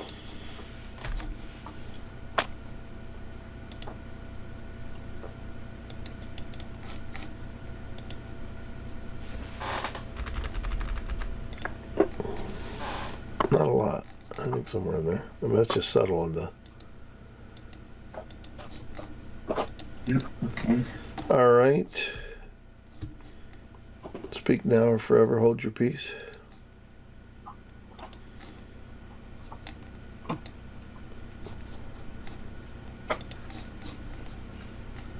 So let's see. That's the original. I mean, that's pretty subtle. I think the bigger change is just that light in the airplane, but cool image. And it's a good example too. I think your story was I think the interesting thing too is like, you know, I have an extra 10 minutes waiting for somebody, and I think to go out and make a photograph. I think that's the best part of the whole thing. I think that's a great idea.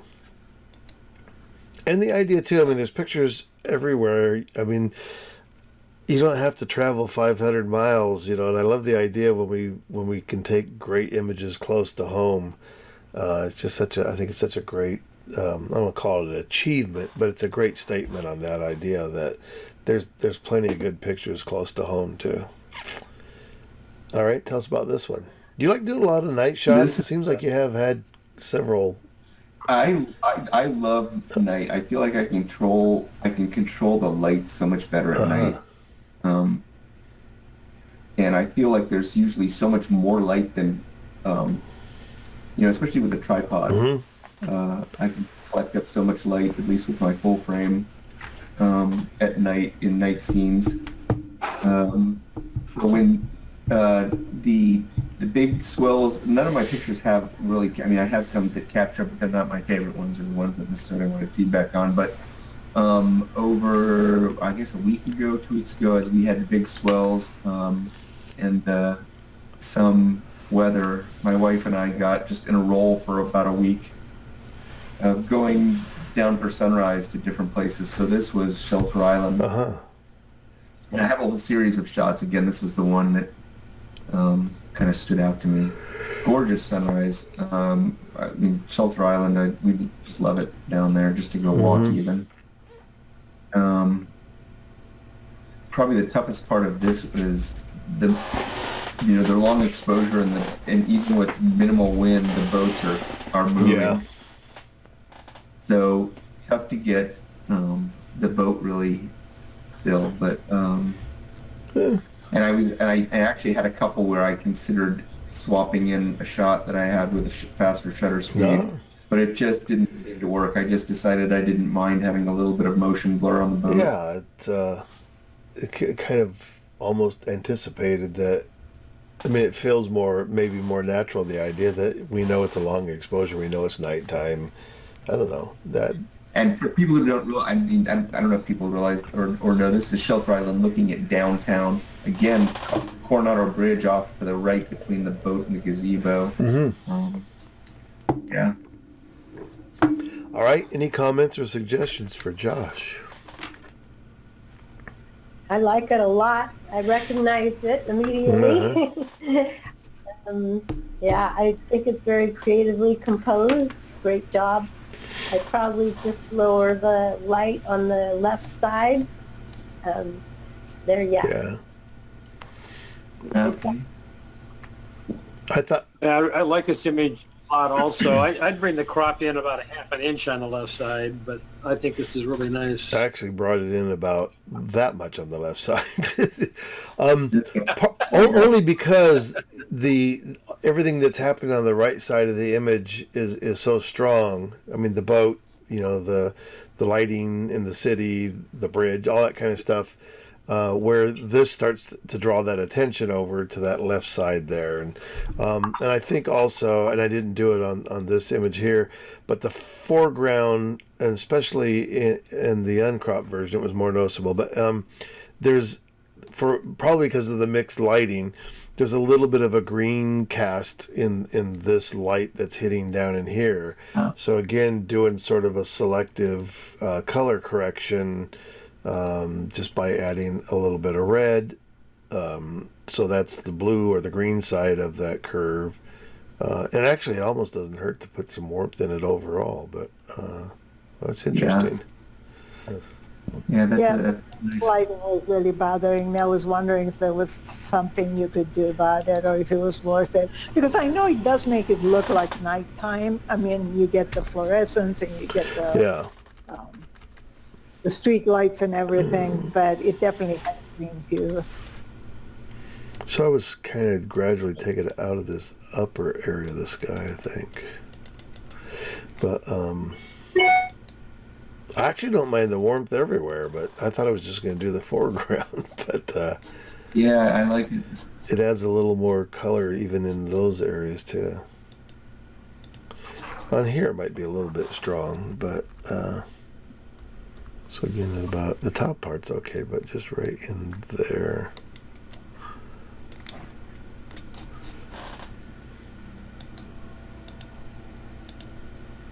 I don't know. There's some interesting colors in these blues here that I would hate to totally lose.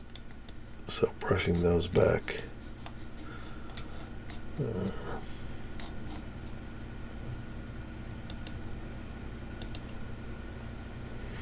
Yeah. Oh yeah, I like I think that. I'd brush some of this foreground red back. I like that this feels like it's reflecting more of that red in the sky.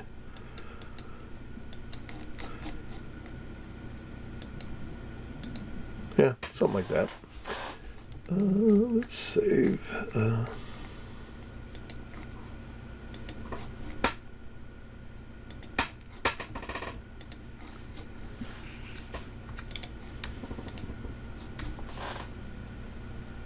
Oh yeah.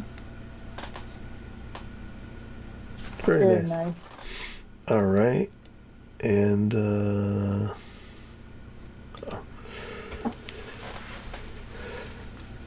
So this is another sunrise. This is, for those who don't recognize, Sunset Cliffs, which I think is maybe the most photogenic spot on the San Diego coast. And this was, again, I didn't really capture. I was going down to try to really capture some of the waves, and I got a lot of shots of waves, but they just weren't my favorites, or they weren't the ones I necessarily wanted to the view. But this one, I think, at least for me, was a bit of a standout down there. Just the color and a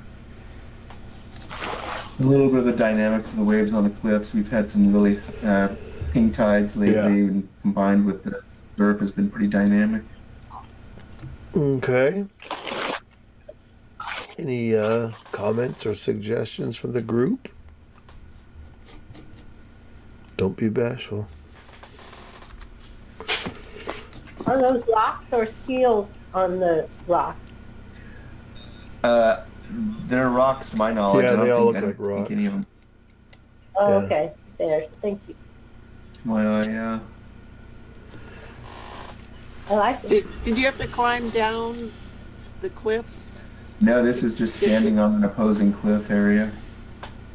on the top? Okay, beautiful Yeah. shot. Thank you. There were so this thing in the left or right hand corner, and it actually, I did take it out of a version here, but I think I would do these little scraggly things too for some reason. I didn't notice them in the first place, but sometimes just that little, especially at the edges, those things can be a little bothersome visually. So that would be it. Beautiful shot though. I love the. And you said this is sunrise also? Yeah, this is sunrise. We went down to Sunset Cliffs one morning, La Jolla Cove one morning, Shelter Island.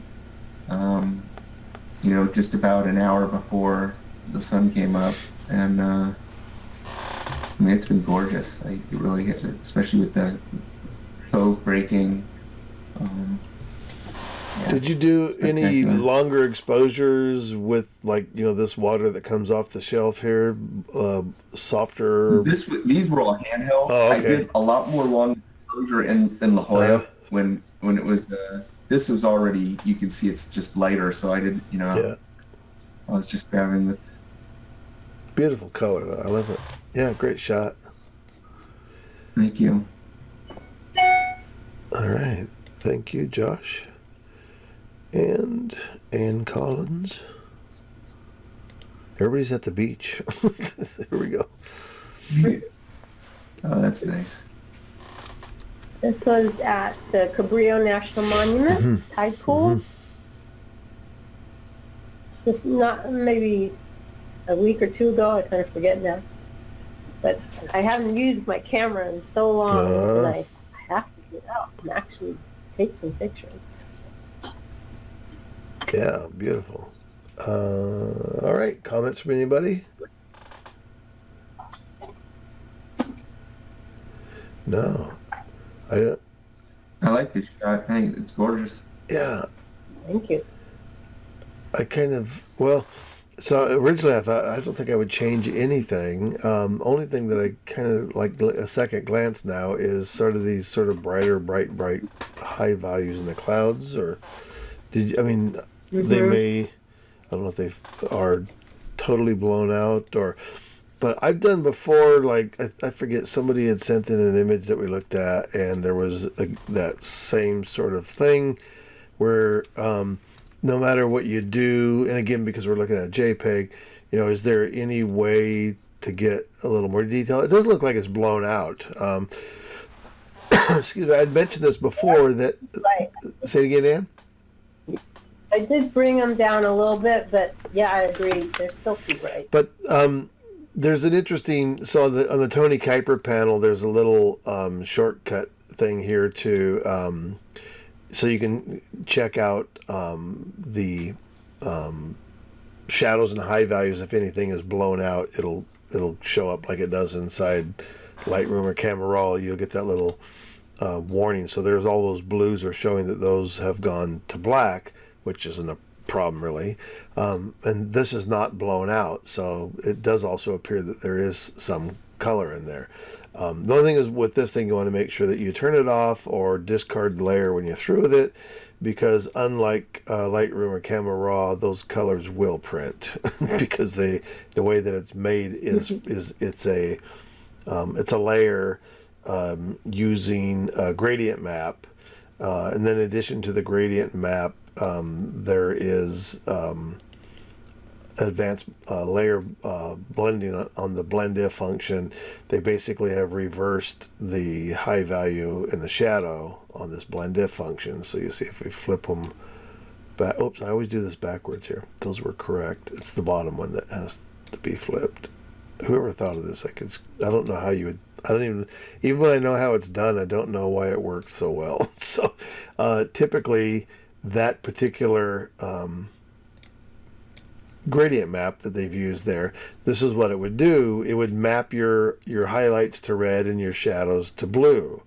And then they figured out by taking these values on this blend if function, by reversing the high values and the shadow values completely, then the only time you'll get a red or blue is when this value, the shadows have reached 0 and the high values have reached 255, and so it'll show you the clipping warning. So it's kind of a pretty interesting idea that somebody figured out in Photoshop. You can set it up to do that, but like I said, you got to make sure you turn it off because those will print.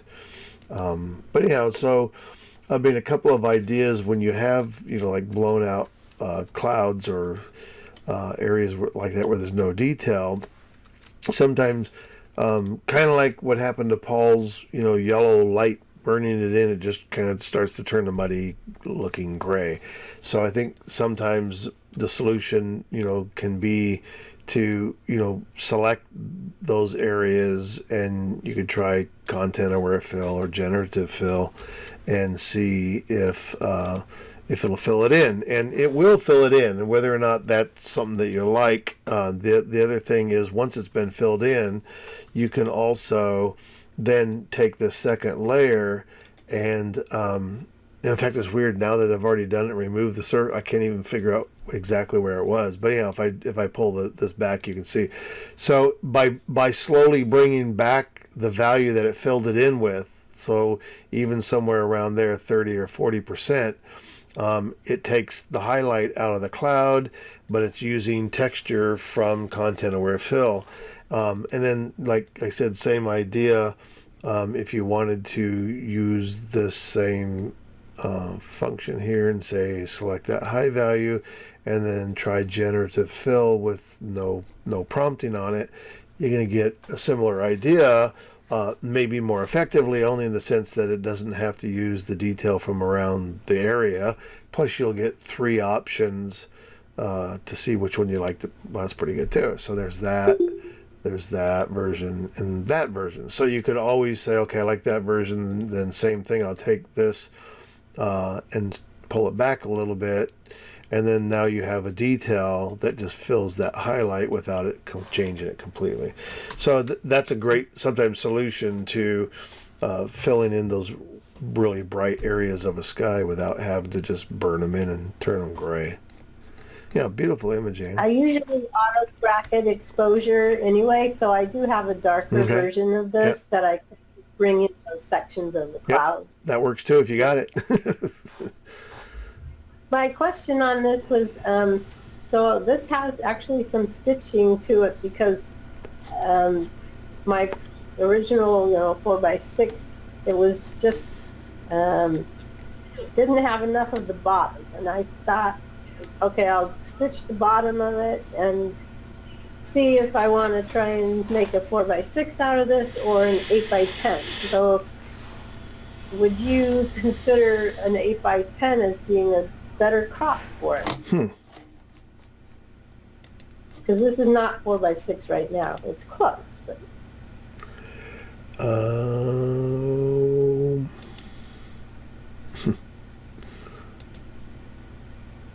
No. I like your crop. I like your crop better.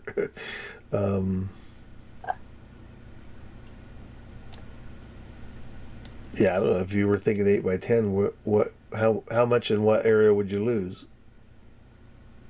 Yeah, probably about there.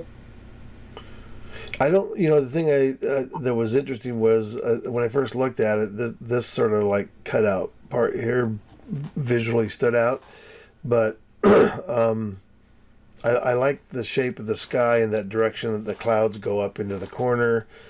So to me, that would be a mild, sacrifice. And then additionally, I mean, because I'm not necessarily worried about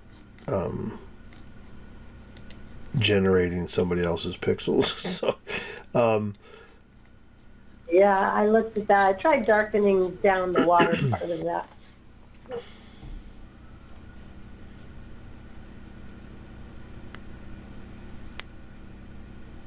But this is a beautiful coast. I love these rocks that are sitting inside that little trough there. Yeah, they were my main area of interest. There we go. That's what happened to be high tide at the time. Wow. Either one of those two work. Okay. All right.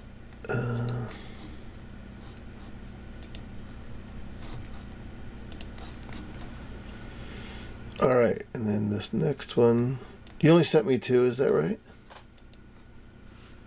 Yeah, I sent you an A and a B. So this is the color version, and then I'm not sure if I should go to an 8x10 crop, so I did also a black and white version with an 8x10 crop. Sorry, I'm sick. So I wondered, number one, is the black and white version successful? Huh. I'm going to defer to the crowd.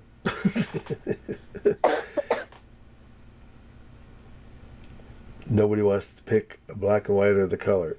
I would always pick color, and because I think it's because I don't see in black and white. So I always tend to have a bias toward color. I'll pick color. I like black and white at times, but this looks too... maybe lack of contrast, I guess, might be best description of the black and white. Why it doesn't appeal to me compared to the color. I kind of like this more vertical cropping than I do the more square one, but in both cases, this one little boulder that sticks in from the edge is a little... Actually, both of those, this bottom one and that one. This one that cropped out the bottom part. But I think also in the color image... Now, let me jump back here. It's going to open both of them. In the color image, let's just say, let me take this, and I will compare the color to this one. This color is so much better. This starts to feel like it's starting again to go to that green side of those tones, where this warmer tone in here works really well. And so... I would would color correct this differently, probably more like this one, because I think this really works well in here. That one was later, so that's why it looked a little redder, I think. Yeah. But it still has, even without seeing that one, this is just like starting to feel like on the green side again, like we looked earlier. So somebody else's, but so if we did again, just a warming up of that part of the image, and again, whether or not it helps or hurts the water, I'd have to just mask it.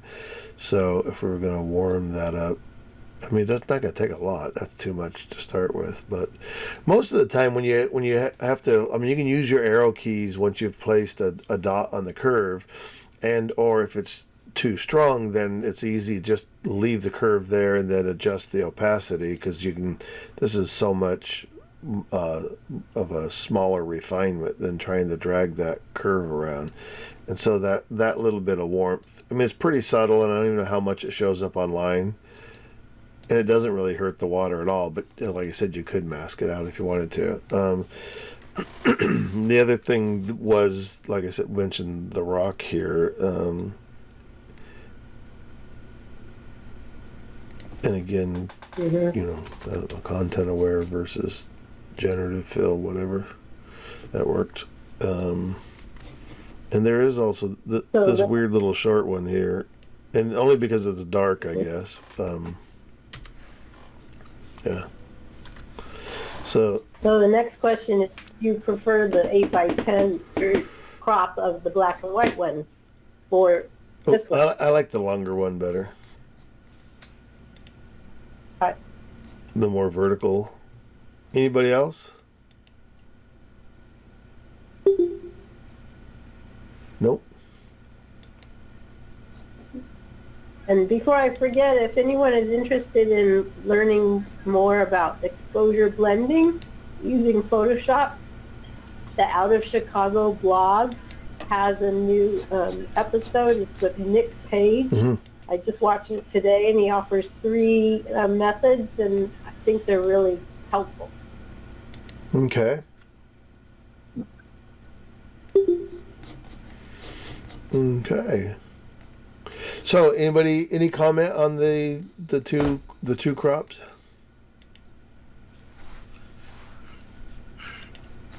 It's me and you, Ann. That's you like them either way. What'd you say, Linda? I said I think I like the longer one, and definitely the color. Right. I like both crops, and like to see the color in that crop. No, I mean, I kind of am with you too. I don't know. I don't mind. It was only weird, like when I looked at it from here, when we're looking at them sort of side by side. My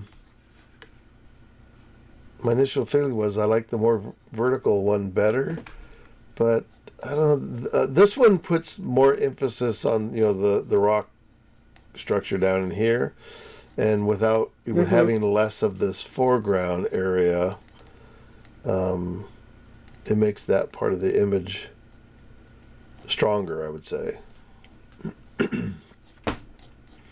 So no decision. No, I'm still pretty good on that.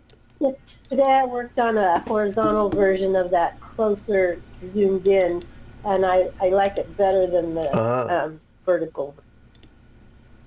So horizontal. So is there?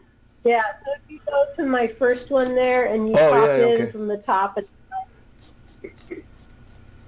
I actually love that. Yeah. All right, wait a minute. Let's open this and see. I want to see the. Okay, so the crop. Okay, so let me clear this. Come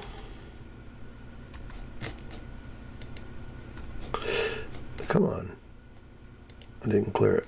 All right. All right, so coming in from the left?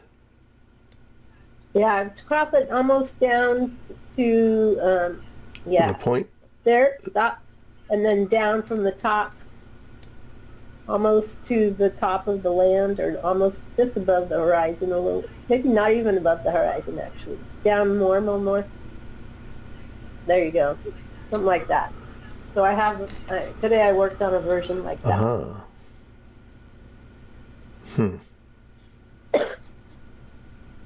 But what I worked on looks better. Okay. Well, then we should look at it next time. I'd like to see it. It'd be interesting to see it compared to the other ones. Because I like this. I like this arrangement of the boulders too a lot. I like this over here too.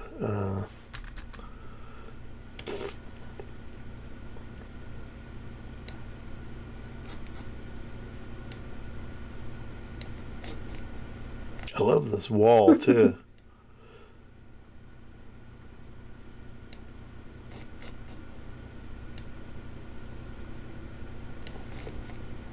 I actually don't mind a little bit of the sky, but let's see. I don't like what it's hard to find a great spot on the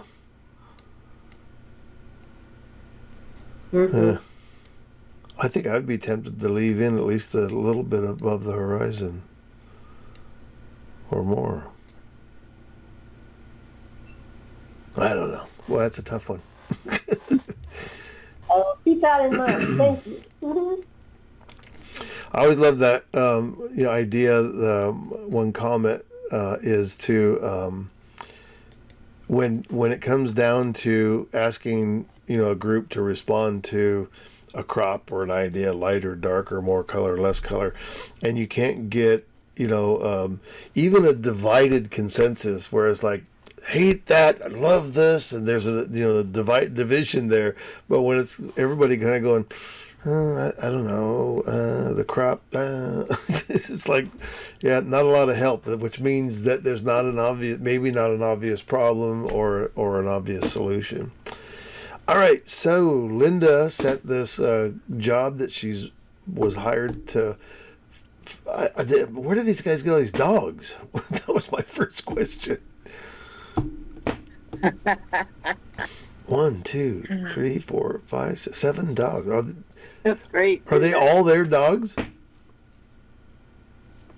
I think a couple of them were one of their sons, but he had to leave him and probably wasn't going to be picking him up again. Wow. Some of them they've had a long time. The one on their lap is more of a baby in comparison to the others. So then your question was about the separation of because there's the black dogs, the shadows, and all that stuff. Is that yeah. I didn't put like an extra overhead light in or stuff because I had dogs running around, so I wanted to make sure I had 2 lights that we could hold on to. Well, the only thing again, we're working in this case, we're working on a JPEG, but I still so I just did a duplicate layer, and best thing to try, I think, on something like this is just to going into Camera Raw and opening up the shadows a little bit more. But you kind of have to be careful too on this adjustment, because if you go too far, then you start to lose that depth that's like, say, in the black fur and all that. So, but I did open it up quite a ways here, but so, it's all the way up to 71, but then I pulled back down the exposure, a tiny bit also, and then also pulled back the highlights, and so it kind of, took care of some of the deep shadows and the contrast. So there's a little more separation in the dog there, but I think you have to be kind of careful of trying to get that shadow detail out and flattening the image too much. So the other idea, because I already did open up the shadows a little bit. I was afraid to push it too far. So and sometimes this is where instead of doing the shadow adjustment or rescue inside Camera Raw is looking at the idea of doing shadow masking. And so again, this becomes the luminosity adjustment, where again we're trying to find the shadow end here. Where am I going to be able to open up the shadows? Probably I'm somewhere between these two. Let's see. So I could if I take this one, and this is the whole point of creating luminosity masking too. Is so that's a shadows too, but then I can pull up a levels adjustment and say some of these other values that I don't want to get lightened up too much. I can still say let's grab these midtones and drag them there. And then the whites, which is going to be the shadows, I could open that up a little bit more. So now I'm not going to really be doing much to their faces, and the brighter areas of the dog floor looks all right. So let's just say I want to use that particular mask. So I'll output that mask as a curve, and again I can adjust the curve. Or another great way of doing this is to try just changing the blend mode on this layer to screen, and that's going to give you a brighter setting, and that's 100%. And then maybe what I want to do is, again, just looking at the shadows, I want to dial this back a little bit. And if it does affect everything else too much, I can always paint those areas out too. So whether this is more successful than this one, I actually like this one better. I like the Camera Raw one better. Because I mean, I kind of did a secondary adjustment, and that was bringing down the high values on that floor.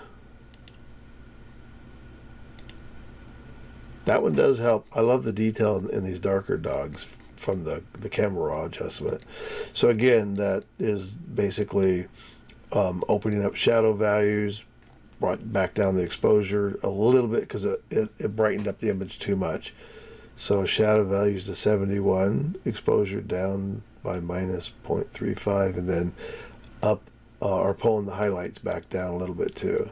And that's what you can kind of see how that. So some of the stuff I've already done, just push it more. Yeah. But it's tricky. You got to be careful. Okay. Like if I didn't adjust this, if I put this back to 0,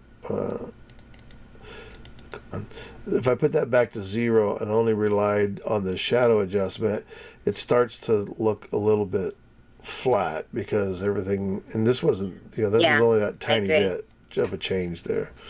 And you can see by having the clipping warnings turned on, we've still retained some maximum black somewhere in the image where you would anticipate it to be. But yeah, I think it's good. Anybody, any other comments or suggestions for Linda? I wonder if the horizon is level. I was just checking that myself. Yeah, I mean it looks like it.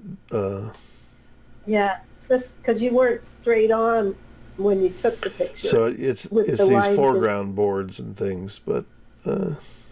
I looked at that too, and I decided it was too much to try to mess with the foreground boards and getting them straight. Yeah, well, and because that background is straight, I think it looks okay. Yeah, it does throw it off a bit, but I think also kind of what we said earlier too, that this also might benefit from that idea, a darken and lighten center.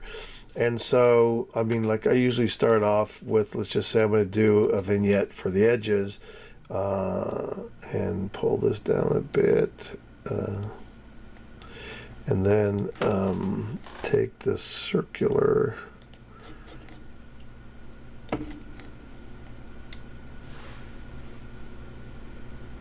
I also wondered if next time you shoot something like that, you might get a little bit lower. Because it looks like they're all trying to look up at you.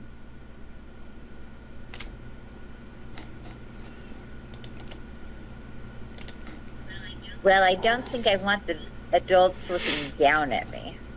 But that's a good thought. I know it's wildlife, and usually pets, you often want to be at their eye level. And then let's take this down a notch. All right, so that's the darken of the edges, and then I'm gonna just take this and duplicate it, just so I have the exact same mask, and then invert the mask. So this will be for the center, and then reset the curve, and this time brighten up the middle just a bit.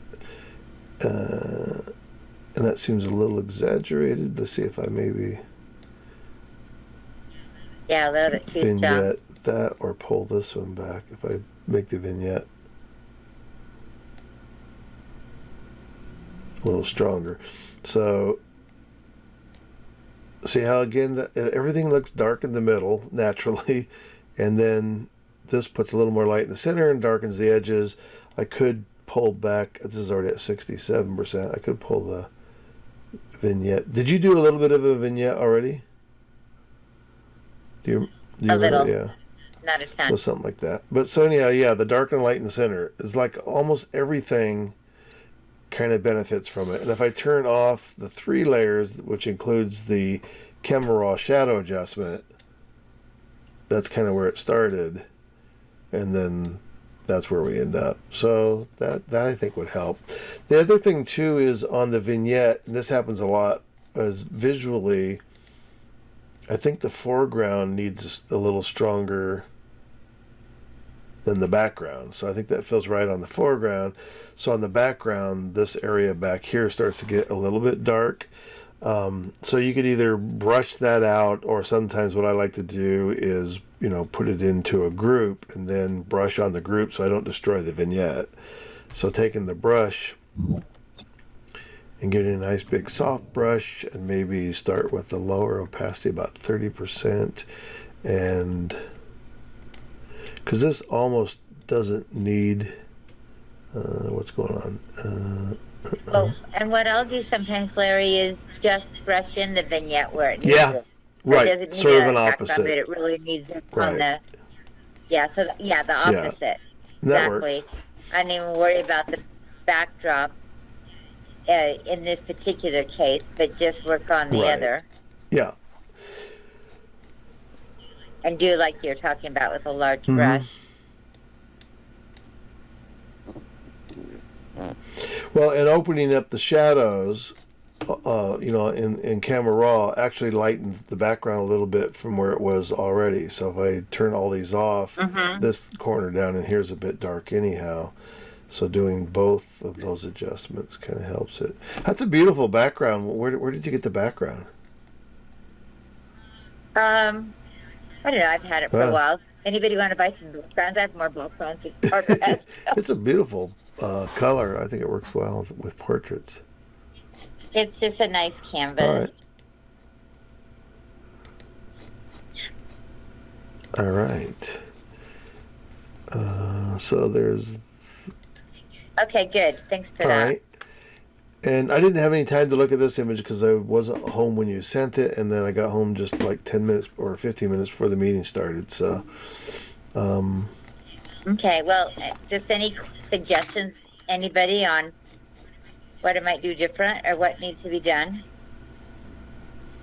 If Maybe this front right corner needs some vignetting. almost, well, it depends on what if you're dead set on a certain format, whether or not it needs all that foreground. Again, I like this hillside here as a foreground, so I'd probably just then retouch those things out. But I like that more panoramic because it really draws you back to those. And I think... yeah, and I kind of wondered about that as well. And then again, watching those highlights on the original RAW file when you processed them. Yeah. Pulling this down just a little bit. Is everybody using this remove tool much instead of using the healing brush? A ton. Yeah. It's just amazing. So one of the things you can do, like I just did, instead of like every brush stroke that you make, it wants to process. If you turn off this box here that says remove after each stroke, then you can paint several areas and then just hit the check mark like you would for a crop and say commit those areas now. And then you only have to sit through the processing one time rather than waiting for it to do each one every time you do that. So that remove, as soon as it processes, you'll see that this box is available to check on or off. I don't know why that was taking so long. When we're online, some of these things take longer to run than normal. But yeah, it's a great tool. It's pretty amazing. I like this image a lot. I especially like the sky and how it sets off the geyser Yeah. or whatever you want to The call steam it. that, yeah. Steam. It was a perfect time of night. Well, it was a perfect time right before it stormed really hard. Yeah. Yeah. Thank you. Really great. All right. Any other comments before you Okay. wrap this up? Sounds good. All right. All right. So thanks everybody for jumping in tonight. We got a little more than a handful. Let's see, 3, 6. We got 7, 8. I got nine people who hung out for the overtime session. Thank you. So we did go a little bit long. Thanks everybody who sent in their images. Without your images, there's no critique. So it's always great to get some images. And I think everybody's doing some great work. And I think the fun part I think about all these critique nights is if you don't realize right away how diverse work that you will see during these kinds of meetings and even the photo clubs. I think it's such a great thing to be around people that are really doing a lot of different kinds of photography, because it's great to be exposed to more than what you maybe do yourself. Like I always do landscape, but it's great to see some of the things like Fred showed this evening, or still life stuff and all that too. So I appreciate that diversity that everybody has. I think it's great to be exposed to that. So all right, thanks everybody again. If you're interested, our DPX AI meeting is on the 25th, and as usual, I always forget to pull this one up, but as usual, my thing is to tell everybody to stay creative, be inspired, and be an inspiration to others. I think that's the best thing that we can do on this planet, is to inspire other people to do great things. And I think as artists and photographers, I love that interaction, that we're inspired by each other. So try to keep that in your head as you go through the week, and hopefully we'll see you online again. Remember, we have Monday mornings. I'm always online, so you can find me somewhere if you're interested. So thanks a lot for coming tonight. Thank you, Larry. Thanks, Larry. Night. Good night.